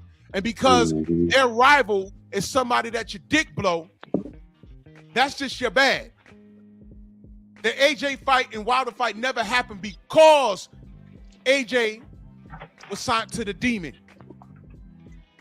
But God's not a liar. Look what Eddie Hearn's going through right now. Zuffa is setting his ass right. And he can't do shit about it. He got to work with Turkey now. He don't care. Yeah, so Zuffa took... They took Conor Ben. I'm a cook on that money. And Jay Obataia, his cruiserweight. Yeah, Ja Opetaia. Come on, man. They making power moves. And I don't care because too long I've been dealing with Eddie Hearn and his bullshit. I don't care. I don't care. If you're building a fighter, if you send them over the top rank, you're asking for it, especially if your fighter's black. If you send them to Golden Boy, you're asking for it. Why wouldn't you send him to Zuffa? Zuffa's popping right now. You're a businessman, right? Keyshawn fucking with them. Because Zuffa in the ring, it's all intertwined. All of it. To try and keep this ship alive, that's like, hey, man, I'm on a Titanic. You know the son of a bitch just hit an iceberg, right? Why are you here? Why did you leave your nest? You could have went on that boat 20 miles over there. They're not sinking. Yeah, but that boat is just getting started. Yeah, but this boat is sinking. Why are you here, bro? Yeah. Plus, we don't want niggas, because, you know, they didn't want niggas on the Titanic unless they were shoveling coal. You do know that, right? Y'all don't know that. Yeah, they counted them as property. They ain't even counting them as people. That's right. You was the only way a nigga getting on this boat is if he's shoveling coal. I ain't gonna tell you what boxer I heard they said that to. I ain't gonna tell you. Do your homework, because that was said to a legendary boxer. Okay? And the shit sank.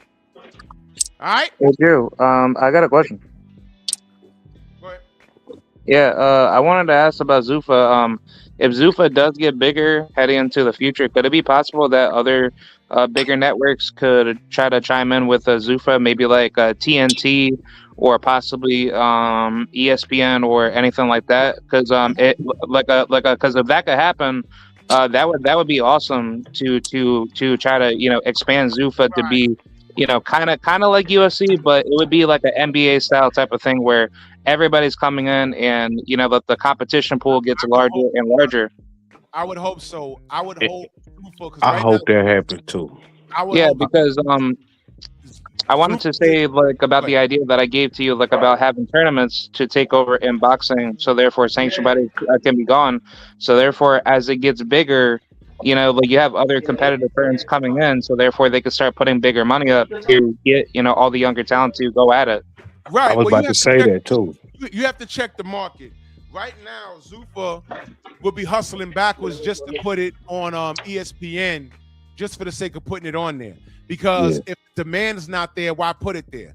But yeah, ESPN's not going to put that money up. Yeah. right. But if Zuffa's putting on 2 or 3 events on the zone every month, just 2 or 3 events, two or 3 weekends. Hey, we got these prospects, and they check that and say, yo, our numbers is doing good. What would happen if we jump on free TV? And then they shop around and they go to ESPN and they say, hey, look, we're doing hella numbers here. Do you want a piece of this? And they say, okay, we're gonna bring back Zuffa Friday night fights.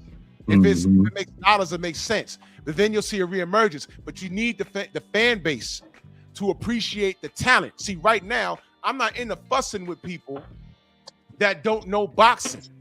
You're seeing these talent. You know what I'm saying? Damazian Van Houter is a major Black American heavyweight player in the game. Yes, sir. Right now, people will say, like 2 years from now, when he's a champion, they will say, well, who's he fought? He had 20 fights. He ain't fight nobody. As if you come into the game, fighting killers. Mike Tyson fought like 21 or 22 times before he got to Trevor Berbick. Not only can people barely tell me who he fought, but if you look at the box rec, he was fighting like every other week. He fought like twice in a month because he was building his confidence and building his resume. And then the thing with Deontay, of course, everyone he didn't fight wasn't killers, although he killed them. But when he got to the upper echelon, he was trying to fight the killers, and the killers were not fighting him. So then when I spin the block and I talk about Tank, and they say they bring up Pedraza, you could bring up Pedraza, but after that, what have you done? And I see there's only space and opportunity to have done these things, and he chose not to do it. I don't care how much money he made. Fight your goddamn contemporaries. I'm a supporter of the sport. I watch boxing. All of this tattoos and braided hair and chrome hearts, I don't care about that. I didn't care about how thorough Tommy Hearn's Jerry curl was. His Jerry curl in 83 was popping. But I never mentioned it. I said, I want to see what this slim nigga do in the ring, and he was leveling people with that right hand. That's all I care about. I ain't care about Hagler's bald head. I want to see what he's going to do against John Mugabe, who was next up. And Hagler said, I'm not done. Watch this. Bing, bing, bing. Leveled him. That's what I care about. These new kids is ridiculous. I want the best to fight the best. Don't tell me what you'll do. And I don't want to hear from your dumbass fans regurgitating what you say. Show me. Show me. So if I'm promoting a fighter, I'm sending him to the Zuffa. If his net worth is $1,000, I know he's going to maximize his profits over on Zuffa. And we're going to ride that horse until that shit is done. And we're going to go wherever the wind blows. But at the same time, we're going to learn the game. And we're going to be independent. And Drew, salute, brother. Go ahead. Hey, salute. I'm sniping that super chat. Salute to you, good brother. Thank you so much. Oh, you want to read the super chat first? No, I read it. Go ahead, brother. Okay. So, what you were saying about Tommy Hearns' hair and Marvin Hagler's bald head, but I was creating a fighter in my mind while I was listening to y'all, and one of the attributes my perfect or ideal fighter would have is he would actually have an afro. You'd actually have a big afro to protect him from rabbit punches. And that's smart. Thank you. Yeah, and he would have a beard with he'd be a Muslim, so he'd have a religious exemption.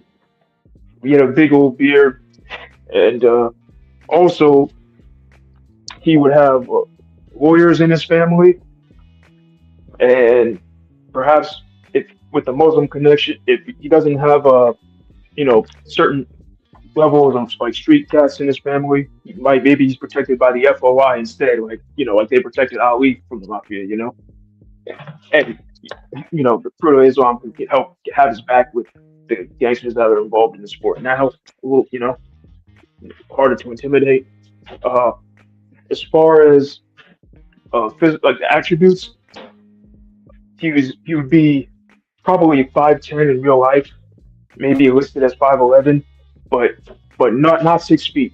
You'd be as tall, but not you have long legs. His height would come from his long legs more than the a tall torso. You know, like black people we usually got the long legs, so it helps us with boxing as well. Uh, but long legs, long arms, he would, but he'd be under 6 feet for me personally for psychological reasons.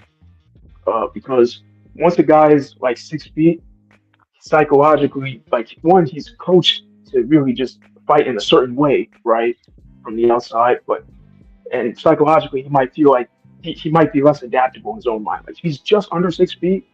He's tall enough to be adaptable, but also short enough to remember to like he's tall enough to fight from the outside, but also psychologically will remember to commit to the body and have a lot more variety to his game.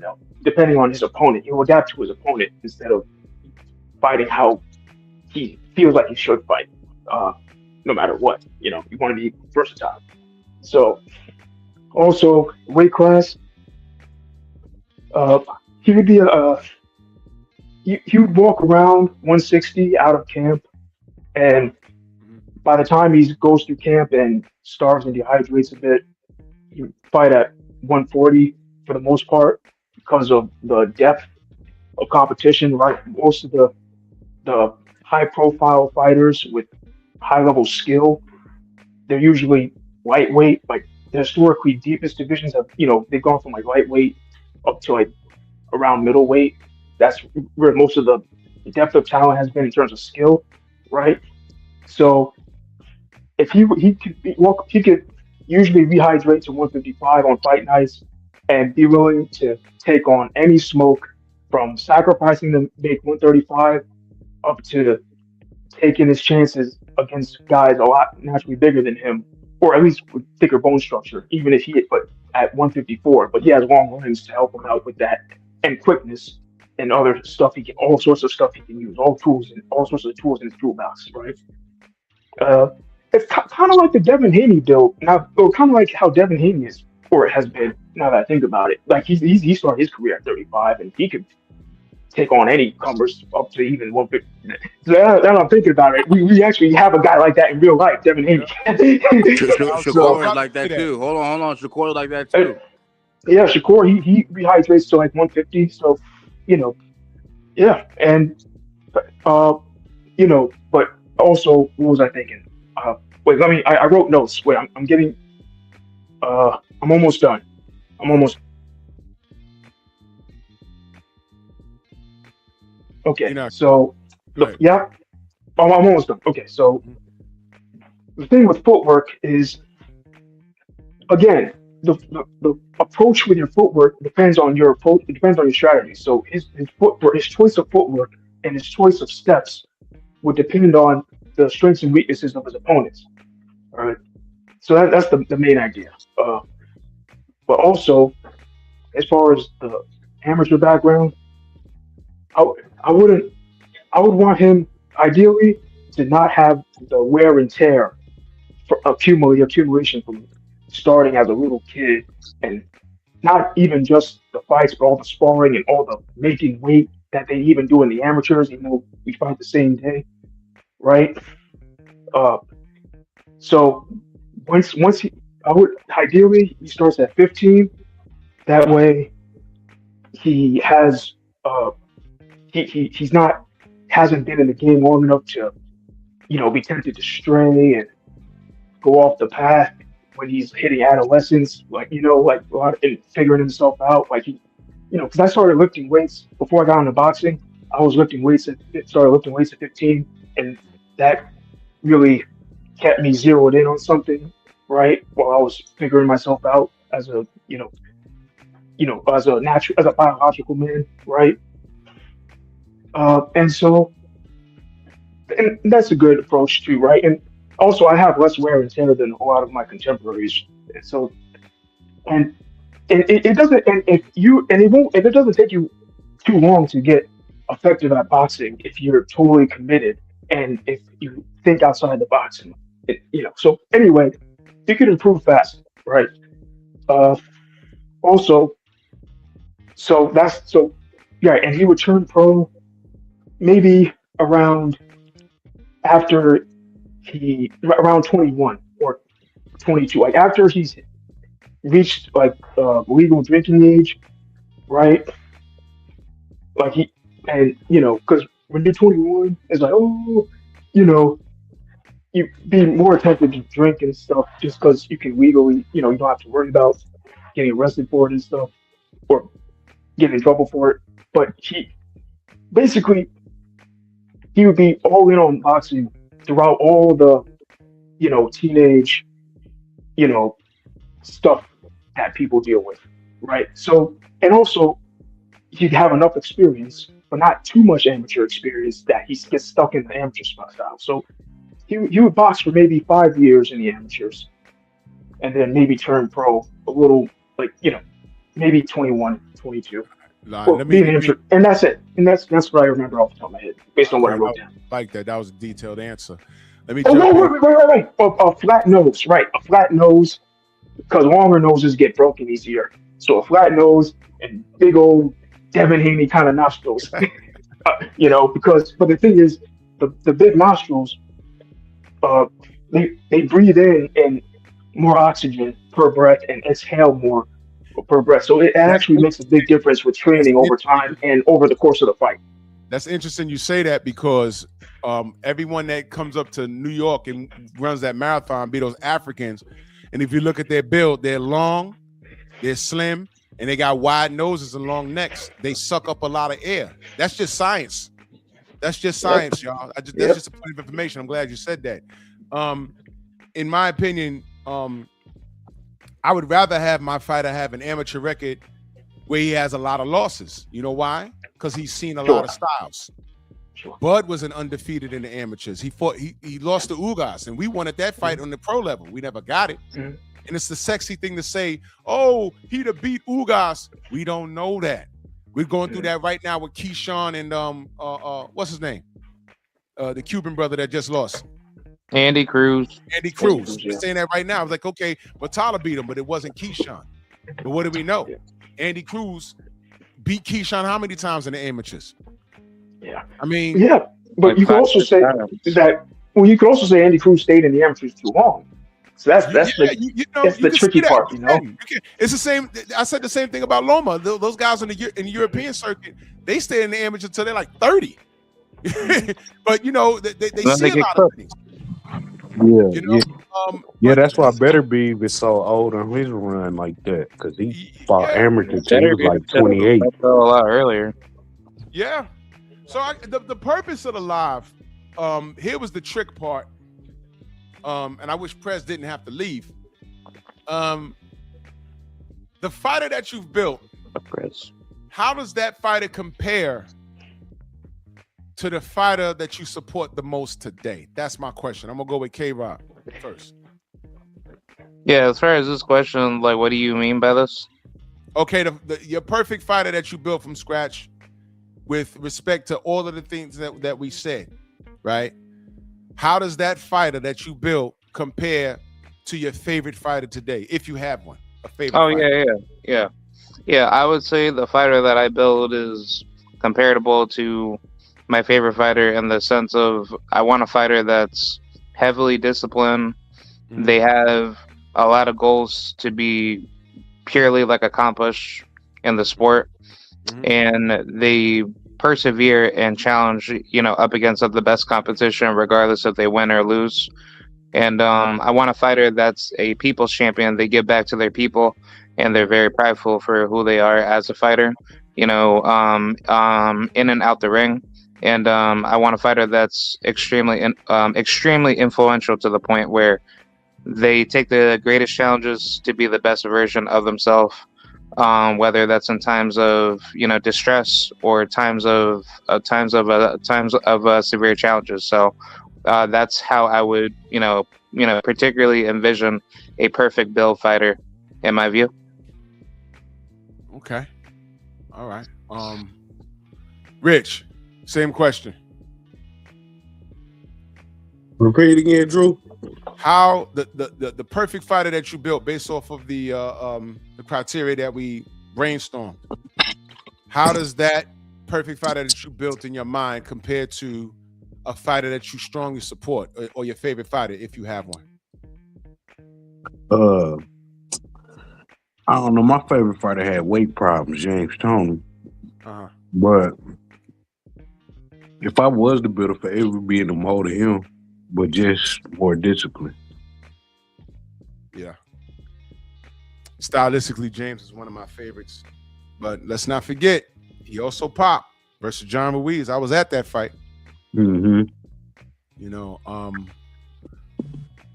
He schooled John Ruiz, but he popped. Yep, he schooled Gear. He schooled Gear off too. Cruiserweight for his belt. Man, that was like fight of the century, bro. That was crazy. Did you see when we had Jarov on our show? Mm-mm. He looked great, man. He grew his hair out, and he still helps kids at the gym. His speech ain't slurred or nothing. And we mentioned James Tony, and he was like, "Hey, man, we could run it back. We could do it." He's in shape. Dimitri, he was a monster. Yeah, I love James Tony, man. One fight that I hate was that first James Peters fight that James Tony had. Sam Peters, the big Congo dude or whatever. Yeah, Sam Peter.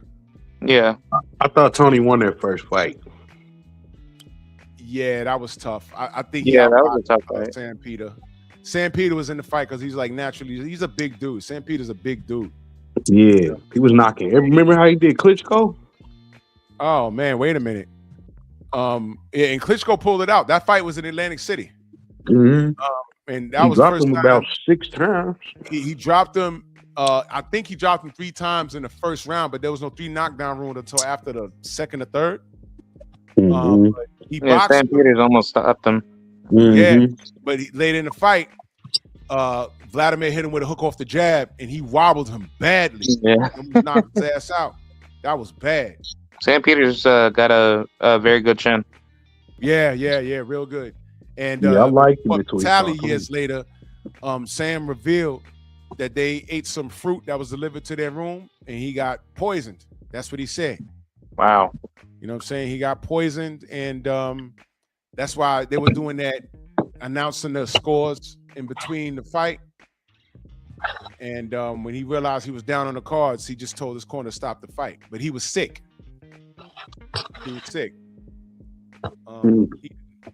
Eden the Wise says, like my build-up fighter, not even talk because I know he's gonna speak or represent. Okay, like he's just like my father. He didn't even sit down between rounds. Who's your dad?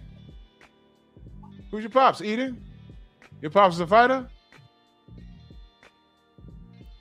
I would say the closest fighter to the fight, if I'm building a fighter from scratch, the closest fighter to that to date right now is Devin. It's the closest thing. Yeah, Devin. It would be Devin. Mind frame out and his skill alone, like his skill, and then the way he won't to fight. Yeah. Now I'm saying closest thing because one of the things that I said was I would have my fighter fight at 68, which is a super middle. And the only reason why I'm not having him at heavyweight is because I don't put heavyweights on a pound for pound list. Y'all know Deontay's my guy. But for this purpose, he's fighting at 168. So I think the closest thing is Devin Haney. I say Devin Haney's the standard right now. In the lower weight classes, he's a standard. He's doing everything that I want a fighter to do. He's doing everything that I want a fighter to do. He's independent. I don't pocket watch, but the money's working out for him because he's independent. They respect his hustle. He's a hot name. Now you got Jamel Charlo talking crazy. Now these guys looking for handouts now. And here's the funny part. I know Devin will do all of that. Sometimes you got to stop him from doing things. But he's with the shits.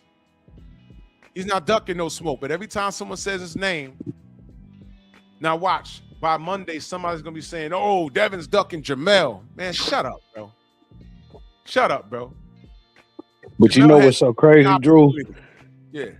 Just a year or two ago, like they were just trashing Devin, bro. Like making him seem like he was just the worst thing for boxing, and he wasn't this and that. And now everybody from 54 all the way down to 40 calling the man name.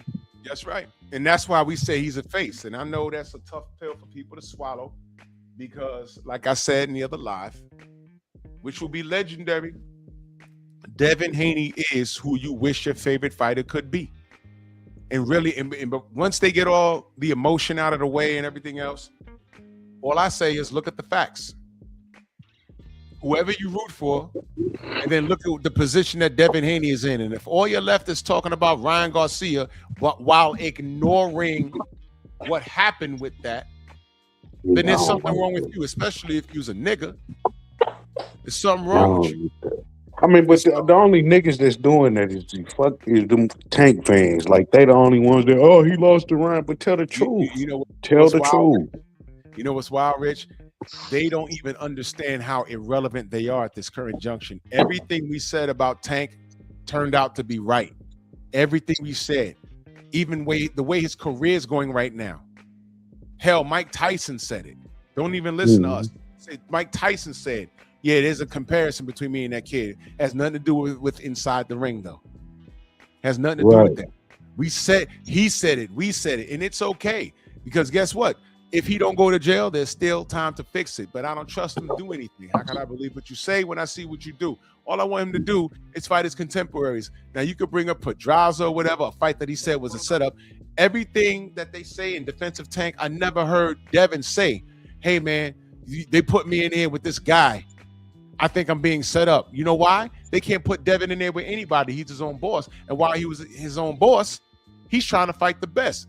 I'm looking at this list. The only person he fought on this list is Lamont Roach, and we can't even get a rematch. He fought him to a draw. We can't even get a rematch. I don't expect him to come back and fight Ray Matala. He's a live dog. Abdullah Mason, live dog. Lamont Roach, live dog. Keyshawn David, I think Keyshawn kills him. George Kambosos, I think he'd have beat Kambosos, but he didn't fight him when he had 3 belts. Rougarou, Regis Prograis, he wanted that smoke a long time ago. He didn't get it. Yeah. Josh Taylor, I had Tank fans come in my chat say, no, Josh Taylor was the size of a welterweight. I ain't like that fight. But Teofimo came through, went to 140 and schooled Josh Taylor. Teofimo could say, I fought and beat Lomachenko and took 3 belts. He said he took 4, but that was bullshit. And then went up to 40 and beat Josh Taylor. That's a legitimate win. 2 legitimate wins, which makes us better than Tank. Gary Russell wanted all the shits. Shakur said, let's unify. He said no. Super Matias was sitting there the whole time, killing people in the ring. Remember that? Yep. He didn't even call his name. Devin Haney was there, space and opportunity, and he was draining himself to make 135. Nothing. Mikey Garcia was around at 2017, 2018. Tank was there, no smoke. Lomachenko, no smoke. Jorge Ramirez, I think Tank wins that fight, but he was there. He didn't do it. So please, Sandor Martin was there. Come on, man. Stop. And when you're building an apex fighter, you know what I'm saying? If I'm going to say everything that I want in a fighter today in the lower weight classes, Devin Haney is the fighter I'd build. You can't tell me Tank. You could barely tell me. No, not barely. You can't tell me Shakur because he's a duck. You can't tell me Keyshawn because he's a duck until he gets in those goddamn WBA rankings, whatever the fuck, the WBO rankings, until you jump up in there and actively pursue it, you're a duck. You just talking. You're just talking. All of these guys. Hey, I gotta go, but exactly right. And salute to everybody, and salute to you. Salute you, not man. Salute to you. See that? See that? Yes, oh, sir. Facts. For sure. Yes, sir. I'm glad you saw. All right, family. Well, I'm gonna get out of here. I gotta get my day started, and I gotta go to the goddamn store because we got this storm coming, man. Yo, Rich, man, always a pleasure. Thank you so much, bro. Thank you so much. For sure, Drew. Appreciate you. K-Rod, another guy, always supporting, always a pleasure. I'm gonna tell Elijah to look out for you.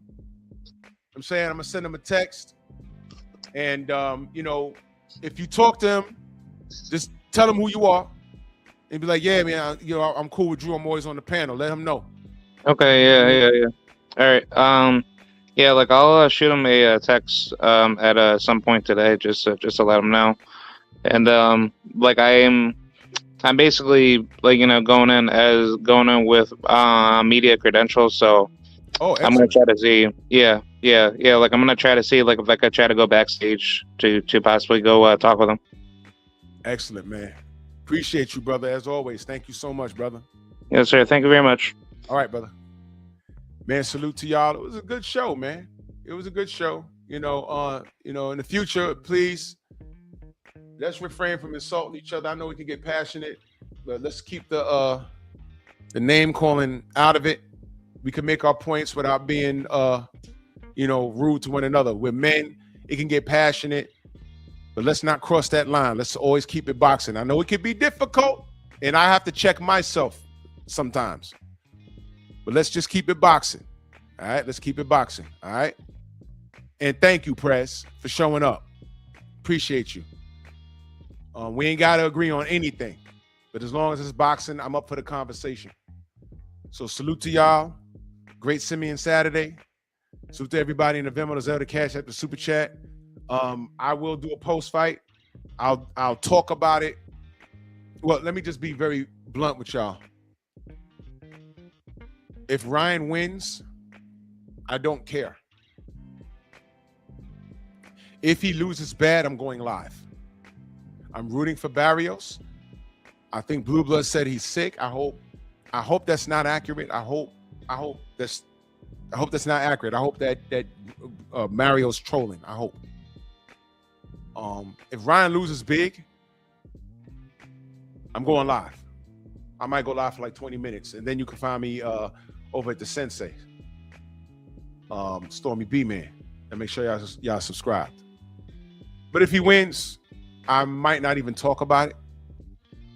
You know what I mean? But salute to everybody in the Venmo, the Zelle, the Cash App, the Super Chat, man. Much love to y'all. Salute to all of y'all, man. And let's see what happens tonight. Bronx on deck. Move! Why are you gay? Who says I'm gay? You are gay.